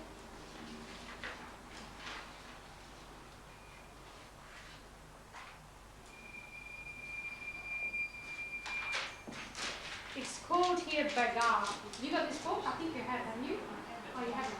Okay, so it's called bagar. So I've got here 2 centimetres of fresh ginger grated, 1 onion, a pinch of hing, which is asafoetida powder. Now I've got fried ghee. I've got a little bit of ghee, and ghee you can use, which is not clarified butter. Clarified butter is French. Ghee is only butter fat. There's a totally different. But you can use a little bit of oil. And I put cumin seeds in it and some black mustard seeds. And I also will put some, maybe if I'm wanting to make it a hot curry, I'll put a little bit of fresh chilli in, because I can't eat chilli powder. I actually can only eat fresh chilli, and I grow my chilies. So I take them off the plant, chop them up. You can use curry leaves, but curry leaves is something totally different. If you're doing a raw curry, a dry curry, you could use your curry leaves. But that sort of curry gives you the curry taste without... Have you ever eaten curry and felt a bit reflux after? This doesn't give you the reflux because it's made exactly how it should be. Yeah. And in all my food I put turmeric, because turmeric is an antioxidant. It helps me with my arthritis, and it gives the brown colour. So that's, yeah, so you fry it. You know, fry first of all your onions and your ginger, and then you put the seeds in. When that's all frying nicely, put the seeds in, because cumin seeds shouldn't be cooked too much. They should just be heated up so that the oil is it comes out, becomes aromatic. and your mustard seeds pop. So it doesn't, and when the mustard seeds pop, you've got it. And then you put everything else in it, and you water and later on you salt and you fine, and you just put chopped chilli in to taste. Probably need a kilo for Gopi there. She needs chilies. That's what I do. And if you have a look at, your Keen's curry powders and things in the shop, you'll see that all they've got is cayenne pepper, turmeric, and pepper. And these are things that you don't put together in a curry that you would be cooking like I cook my curries. Yeah. Although I have this great big cupboard of spices, which are always fresh, which I heat up to put in things, and my husband cooks his curried vegetables. Where's my curry powder? It's curry powder, can you believe it? I can't eat it, it's too rough for me. So it really upsets me. So that's the way I do. And if I'm going to put, say, I'm going to do vegetable, I might put just a little bit of coriander seeds, and I'll grind them and just heat them a little bit so that the aroma comes really out of them, and put that in as well. And that makes a lovely curry. And it's in the book too. And if I was cooking meat, which I don't have eaten meat for 35 years or something, then you could add your Ajwan seeds, because they help you to digest the meat. And you would have all your asafoetida. You wouldn't be having any of the rest. So, yeah, that's what I do. But if you cook your cumin seed too long, it will also be very bitter. Your food will taste bitter. It's not very nice. Now we're having a head massage, and again I'm going to have to ask you to wash your hands and come back. So have you all got a pair? Can we all pair each other off?